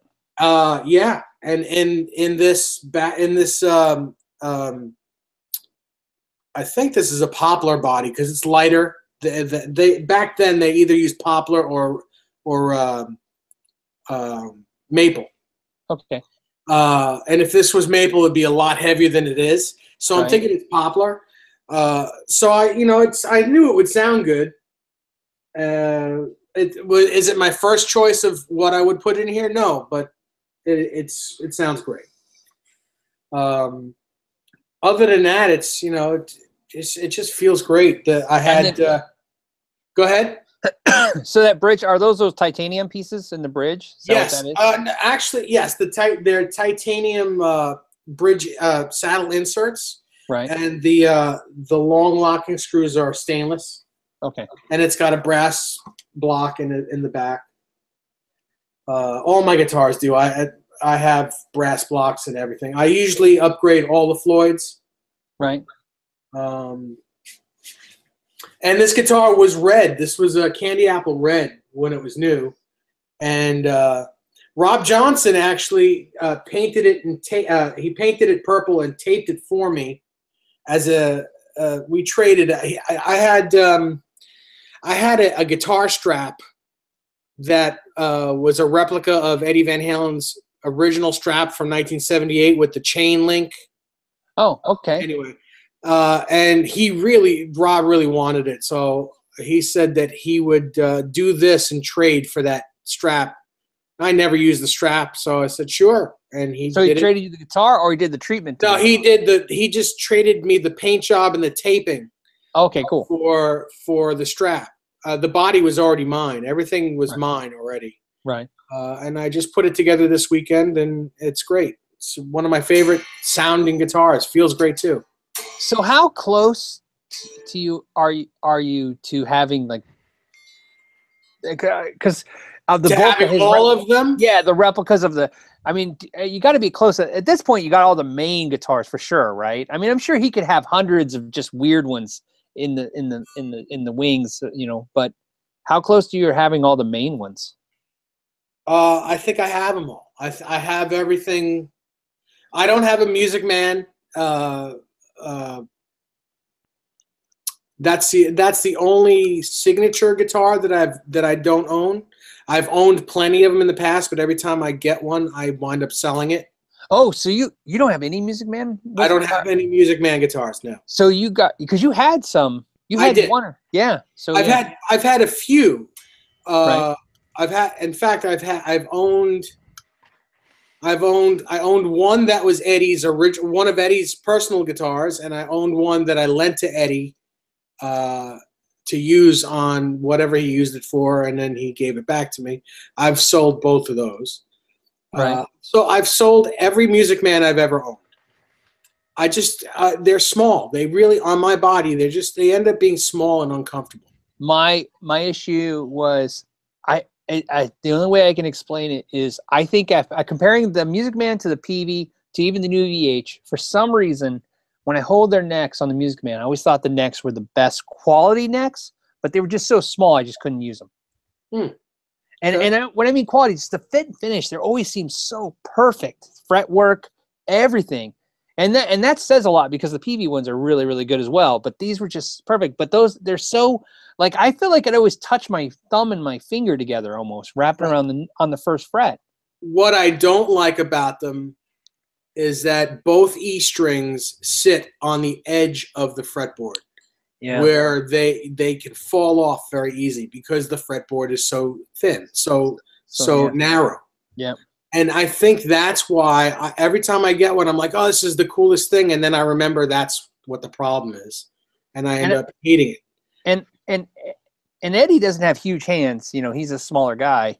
And I thought maybe that's because he liked that neck. But I think it's funny that he's never had that neck since. Right.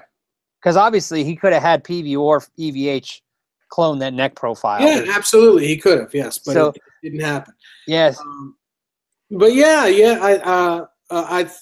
only other guitar, I mean, Eddie has a lot of his signature stuff that we've all seen that I don't have, like a Wolfgang with 3 single coil pickups, or a Wolfgang with a trans trem, or a Wolfgang with P90s. I don't have any of those, but I have 8 Wolfgang guitars. Right. I have 4 and 4 actually, 4 EVH branded and 4 PV. I've got I'm trying to think. I mean, there are a couple Kramers that I don't have, backups that are well known, like the 918V, or the Kramer that most famously seen with Valerie Bertinelli, half undressed with the trans trem in front of her. She's sitting down provocatively in a photo with that guitar. There's a couple of others, but I think I have everything.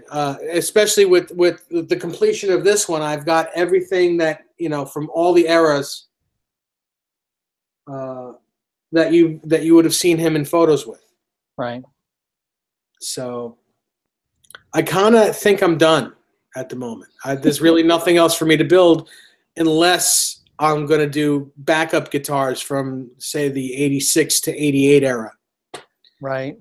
And I have a lot of Kramers already. I am getting one more. I'm having it done as a trade.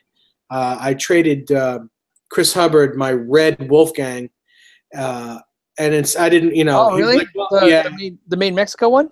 No. It was a PV Wolfgang standard archtop, flame top. Beautiful guitar, but he loved it. When last time he was here, he played that guitar and was in love with it, like in love with it. So he says, Dave, how about if you're interested, if you want, I'll build you a guitar and you can give me this as trade. And I thought about it and I was like, well, okay, let's think about it. So he's going to build me a 7 tuning peg Kramer 5150, even swap. So. Oh, that's cool. Yeah. Scott J, you're right. I do need a Steinberger. I don't have that either. But again, that's like at this point $6,000, and then you got to paint the faceplate. I don't think I want to do that to any. I don't think I want to buy a guitar that's that expensive just to paint the faceplate. You ever thought about just buying one of the Hohner ones and just doing a replica? I can't have a cheap replica. I can't do it. It may sound snooty. It may sound. Now, cheap in the way of quality, do you not like the way the Hohners play, or just overall? I don't like them because they don't have a real trans trem, and that's the whole idea behind having that guitar. Right. Well, I think with Dave's got a sickness where it has to look. As long as it looks like the real thing. Well, you're doing it for your enjoyment. It's got to be be enjoyable. Right. Yeah, absolutely.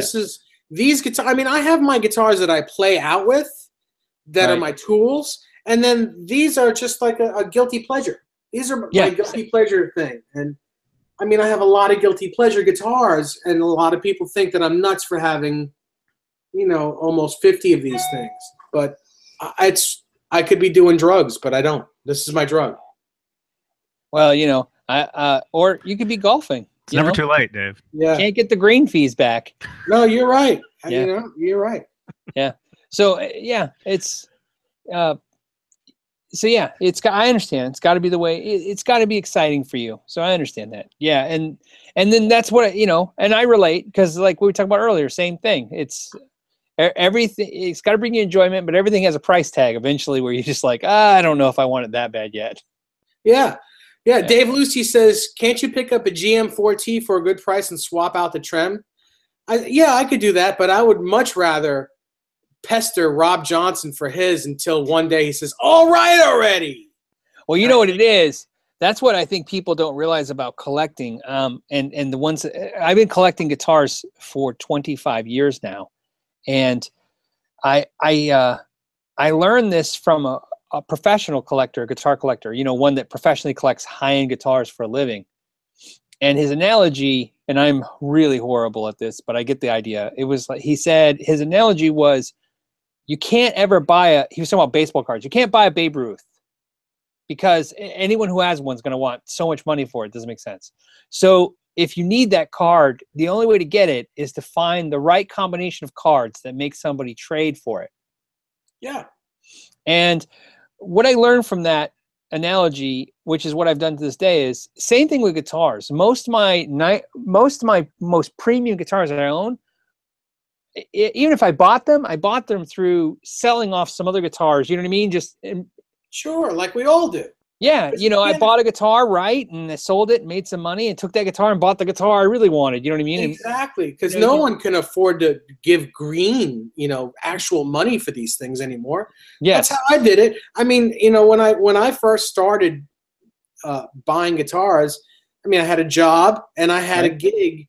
I was in a wedding band that afforded me to buy whatever I wanted, whenever I wanted, for however long I wanted. Yeah. It was amazing. It was like money did grow on trees for a little Right. while. Nowadays, I can't do that. So I trade stuff that I don't necessarily want anymore, you know, or if I have doubles of something, I'll trade for what I want, you know, or someone always has something that I always have something here that someone else wants. And with that, I'll say, well, I don't keep your money. Why don't you find me one of these or build me one of these and you can have this, you know, it always happens.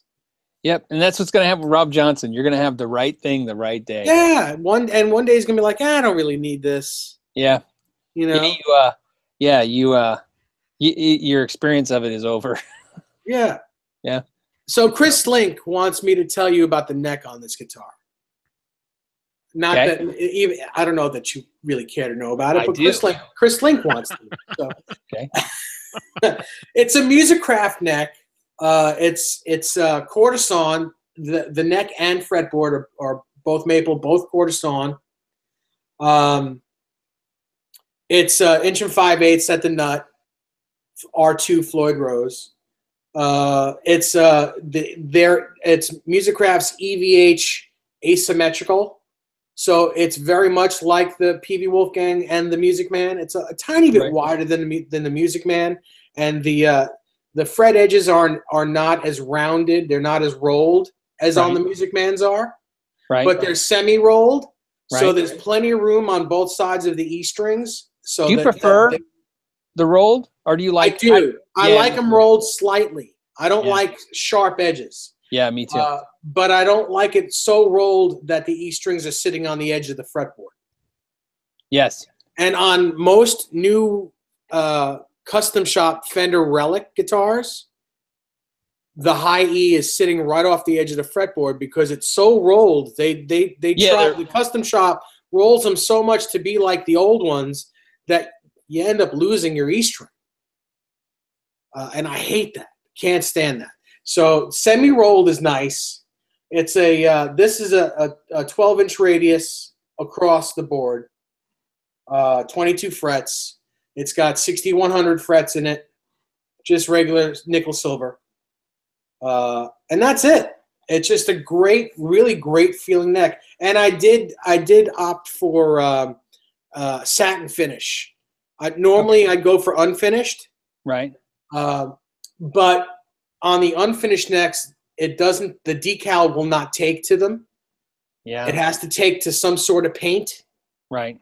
So I got, I got what's the most unfinished feel where the decal will stick to the paint. Yeah, where they just shoot a satin finish on it. Yeah. Oops, hold on a second. And that's this neck. Mm-hmm. I'm back, by the way. Welcome back. How are the chickens? Are they in bed? They are. They are all tucked in. Yeah. No. What I have to do is I have to go out there and I have to shut the door to their house basically, because if I don't, who knows what will climb in there and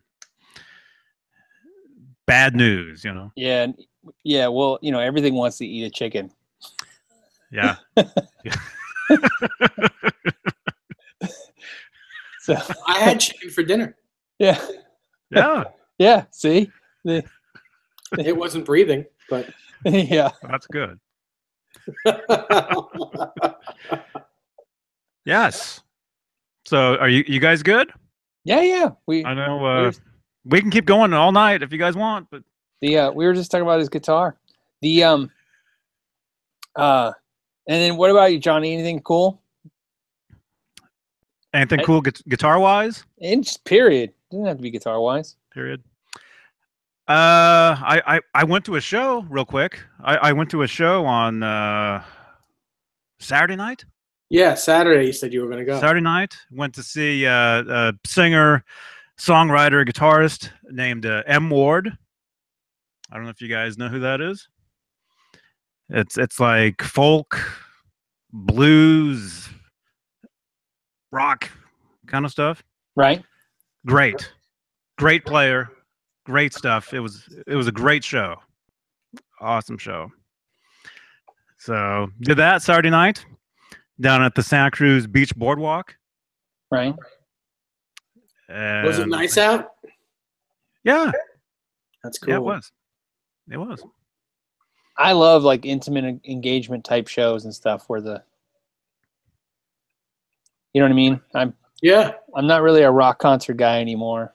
I hit them about once a year just because, but when I go to them, I'm just like, oh yeah, I don't think I'm this anymore. Mm-hmm. So now I just watch them on DVD.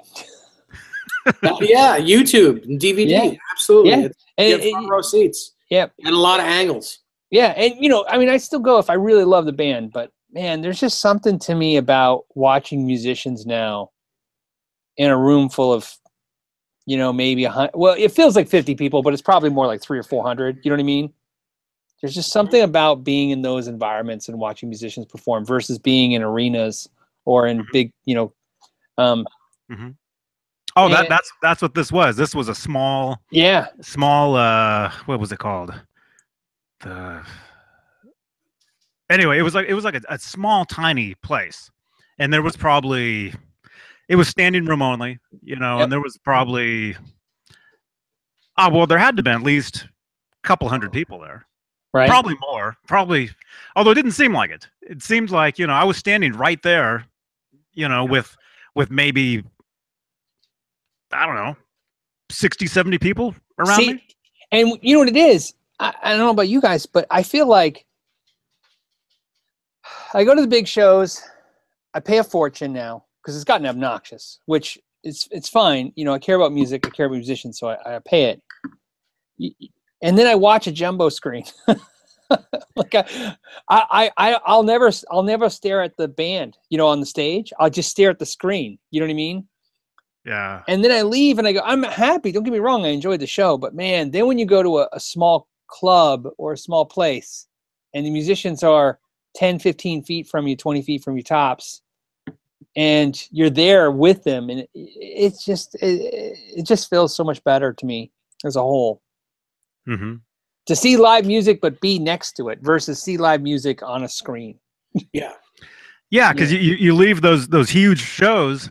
And if you just watch the screen all night, all your memories are of the screen. And it's almost like you just watch TV. Yeah, and I'll stare at the stage for a little while, but then realize like you can't make out their pedal board; it's too small. You can't make them out; it's too. You know what I mean? And if you go and get the good seats, which I do sometimes too, and the price tag on those things for any decent band anymore is just, I mean, it's hundreds of dollars. Yes. The days of, cheap tickets and just work your way to the front, those days are gone. So, the flip side of that is because there's really no more music business. No, absolutely. And there's no way for the bands to make money. The only way is merchandise and ticket sales. And you know what's funny is, I'll just being honest, out of guilt, I do it. Out of guilt, when I go see a band now, you know what? When I used to go see bands for $20, I don't think I ever bought a shirt. I didn't care. Now I go see bands. Almost every band I go see, I buy a shirt, I buy the mug or whatever they have. I buy a couple drinks. You know what I mean? While I'm there. Because I feel like even though I paid a fortune for the tickets, I'm very aware of the fact that this is it. This is the way they're making money now. Mm-hmm. That's why I said I do it to support the bands I care about. But I still enjoy watching the small artists, you know what I mean, in the small clubs. It's just something magical about that. And like I said, it's just cool at this point. Plus, not to mention, some of the best bands are playing small clubs now. Yeah, back to basics. Yeah, so Mm-hmm. It's awesome. Yes. All right. Everybody's good? Yeah, everybody's good. Howie's telling me, Howard the Dalmatian, he's telling me he wants his W. So, got to do that, right? All right. Cool. Well, hey, Philip, great to see you, man. Thank you so much. Thanks for coming on. No problem. Thanks for for asking me to hop on real quick, and then I'm sure Pixie will come on next, which would be cool because just waiting for him to friend me on here. Yeah, like I said, he's a cool cat, and he knows a ton of stuff. Yeah. I've been watching his stuff for forever. Well, you know, learned a lot. And I'll set you up for him too to help you when you're talking to him. You know, part of Pixie's cool thing is he worked in music stores when music stores were a thing to be at. Right. Me too. Yeah. See, so that's cool, right? Yeah. Yeah. He and I have a lot to discuss about that. We have a lot in common. Yes. The and then that's one of the reasons why I'm so what's the word I'm looking for?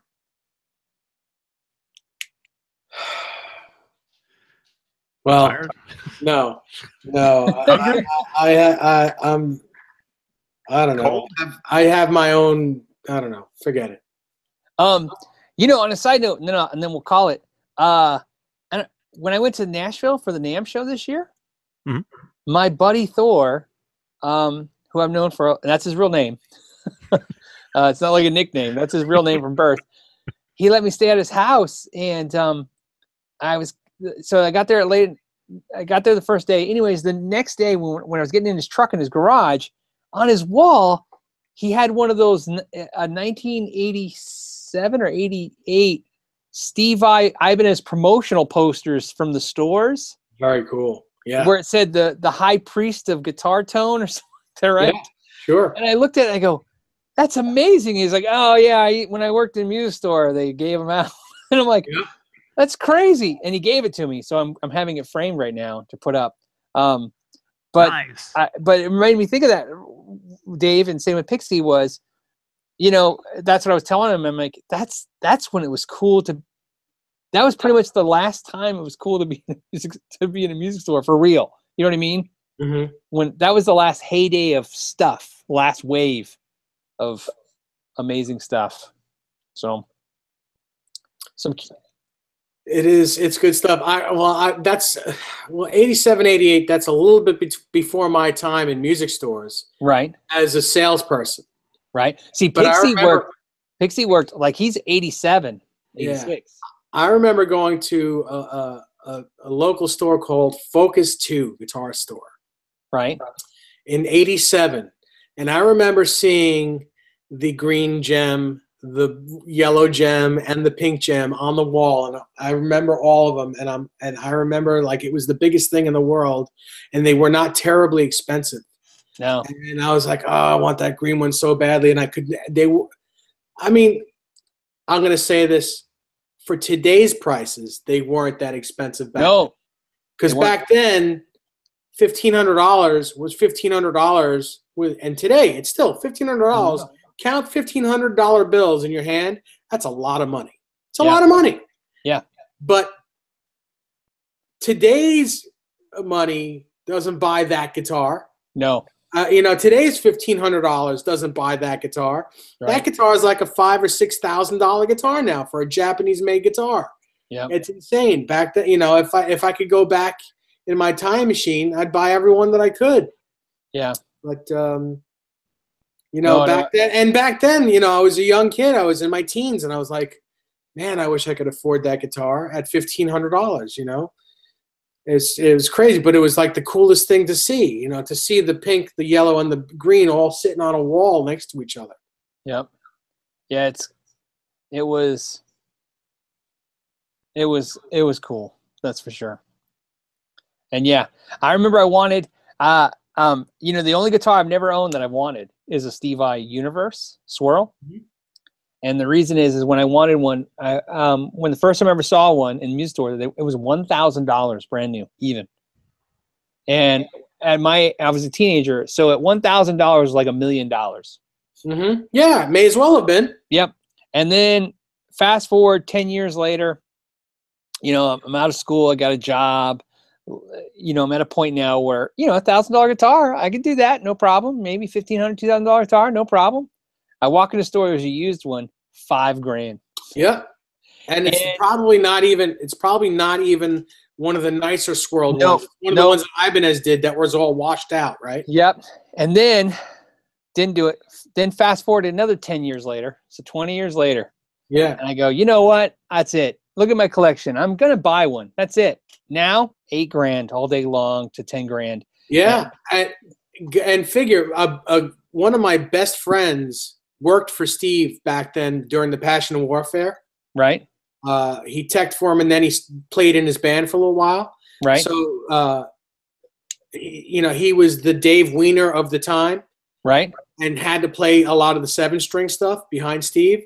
So Right. Steve gave him the number 6 swirl, and he still has it. He still has it. It's one of the most beautiful looking swirls I've ever seen. And it's serial number 6 of all the universes. It's crazy. So imagine having an original swirl that was owned by Steve Vai. Not only that, but it's number 6. How much is that guitar worth? I don't know. Isn't that crazy? I don't know.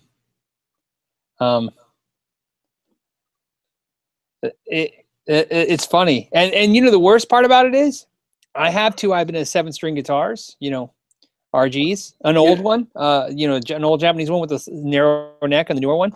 And I laugh because when you pick up this universes, they're the same guitar. So you're laughing going, man, it's not the guitar. It's not like a mysterious vintage guitar that you just can't find the feel and the tone of or something. Right. It's just physically a paint job. Yeah. Yeah, you're right. And a middle pickup, because I think the RGs don't have a middle. Yeah, and a middle pickup. And funny story is, so and this is what we'll call it, but I'll relate to you on what you're talking about with the Hohner versus the Steinberger. I can have one made. You can have a replica made. Yeah, we can all have a replica made. It's not the same. Yeah, and for some reason it's not the same. And that's part of the reason why I can't pull the trigger on one of those crazy expensive ones. Mm-hmm. Because every time I think about doing it, I go, dude, if you're going to do that, just $2,000 and have a replica made. You know what I mean? Right. You just take one of your guitars. There's a ton of guys that do it. You take your one of my Ibanez RG 7-string, send it to them. They'll add the middle pickup. They'll swirl it. They'll do the whole the pyramid inlays. And I know. I mean, I don't personally know the guy, but I mean, I know a guy that'll do that neck. Yeah. With the scalped fretboard, with the scalped, last 5 frets. Yep. The whole thing, with the Ibanez decal and everything. Yep. And it's funny is kind of like what you said. I don't need it, so it's just this want, and because I want it, I don't want the replica. I don't want a fake. I don't want a cheap one, and I don't want to pay for the expensive one. So I always think, well, one day something. I'm gonna have a green multicolored gem. Yeah. Yeah. One that's day. really the one I want. I always used to think I wanted a purple multicolor, but I don't want that. I want the green and black. That's what I want. Eventually, I'm going to get a green and black gem. That's why I did. You see that's my Nuno. Yeah. Green and black. Yeah. Sure. Yeah. I had my Nuno dipped green and black for that reason, because I wanted the. A local store did it. Atomic Guitars here in Phoenix. Mm-hmm. And you know what that was? I went to the NAMM show when they reissued the Ibanez 7-strings. Yeah. 2012 or somewhere on 10. Yeah. And as soon as I found out about them at 1 o'clock in the morning on technically that's Thursday morning, right? So before I got there, I emailed or texted my Ibanez rep and I said, "Hey, I want a swirl done, just done," right? Yeah. 8 a.m. in the morning, he texts me back. He's like, "I got 4 from my territory. They're all sold, man." They're gone. Yeah, they were gone. They were gone before. Yep. So I was all bummed out. I went and tried one. I had it in my head, and then you start doing that stuff in your head, like I'm just gonna order one from one of the dealers that just bought one at the show and just pay, And of course, the dealers are trying to get full retail out of them, which is even worse than the street price. The thing. If you really want it bad enough, you just pay it. You don't worry about selling it. Yep. And so driving home from California, I'm like, you know what? I wonder if I had a Nuno that had a paint that had that bubbled off because it was. Anyways, I texted them and said, "Hey, you think you could swirl a guitar?" And he's like, "I never tried it." So funny, ties back into what I said earlier about YouTube. I said, hey, there's a video on YouTube where a guy shows you how to do it. So so Tim at Atomic Guitar Works watched the video and then texted me before I even got home. He said, oh yeah, I think I watched it. I think I could do that. And he did it, and it's fantastic. Cool. And I like it because it usually pisses everybody off. Because Really? yeah, of course. Pull it down. Bring it to the screen.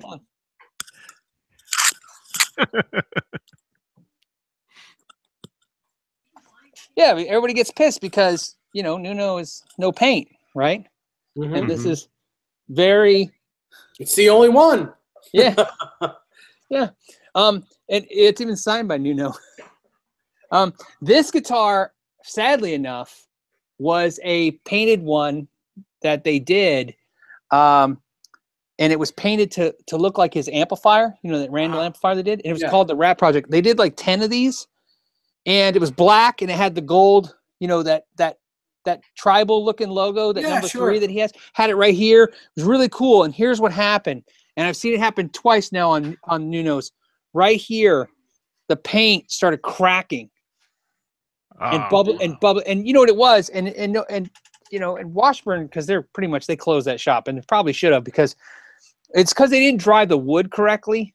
Mm-hmm. So the wood shrank, especially being in Chicago and then coming to Arizona. Yeah. And the paint didn't want to go with the wood. Right. It didn't cure. Yeah. So it started cracking off and chipping, which really upset the hell out of me, because I bought it online, and for a premium penny, this limited edition one with this cool paint job. And I bought it used from a dealer who had it. It was in the president of Washburn's office. It even came with a certificate saying that. So when I was driving back, I was thinking about this guitar and how the paint job was jacked up. And I was like, you know what I'm going to do? I'm going to sand all the paint off and just take it back to natural, like a Nuno guitar. And that's when I came up with the idea to swirl it. And then when I swirled it, I loved it. And then a buddy of mine who's a Nuno fan like me put it on the Nuno forum. Mm-hmm. And I think I got death threats. Really? Oh, it was, they went nuts. They were like, how could you do that to the guitar? No, because I guess maybe it's like sticking an Eddie Van Halen stripe color on a Steve Vai gem. You know what I mean? Maybe it's maybe. Yeah. To me, I was like, hey, I'm a Steve Vai fan and I'm a Nuno Bettencourt fan. I have this guitar. I wanted really emotionally to salvage my sadness, which I did. Now it's cool looking. It's a cool story. It's a lot cooler than going, hey, it's in this. Does that have a pick guard on it? No. Oh, okay. Yeah, it's just like I said, he did a good job. That's right. You're right. Yeah. Yeah, it's real shiny. But you know what I think would be really cool that he said a Van Halen stripe job on a Steve Vai guitar. Right. What would be really cool is if Eddie striped a gem guitar and gave it to Steve. Oh yeah. That would be seriously cool. That would be cool. So I've seen those. So somebody's done that. Yeah, I've seen them too. But I mean, if Eddie was the stripe one, or if it came from Eddie's camp as a gift to Steve, that would be the ultimate cool gem guitar. I got excited on YouTube a couple of weeks ago, maybe a couple months ago. A video popped up my feed. It was Nuno Bettencourt got just recently jammed with Steve Vai, and they did Yankee Rose. Oh, how cool! But Nuno plays bass.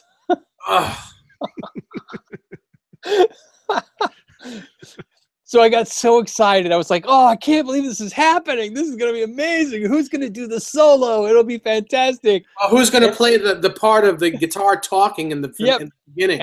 And then it was Nuno goes, and then right when the song starts, Nuno goes, I'm going to grab a bass. And then he grabs a bass, and I'm like, oh.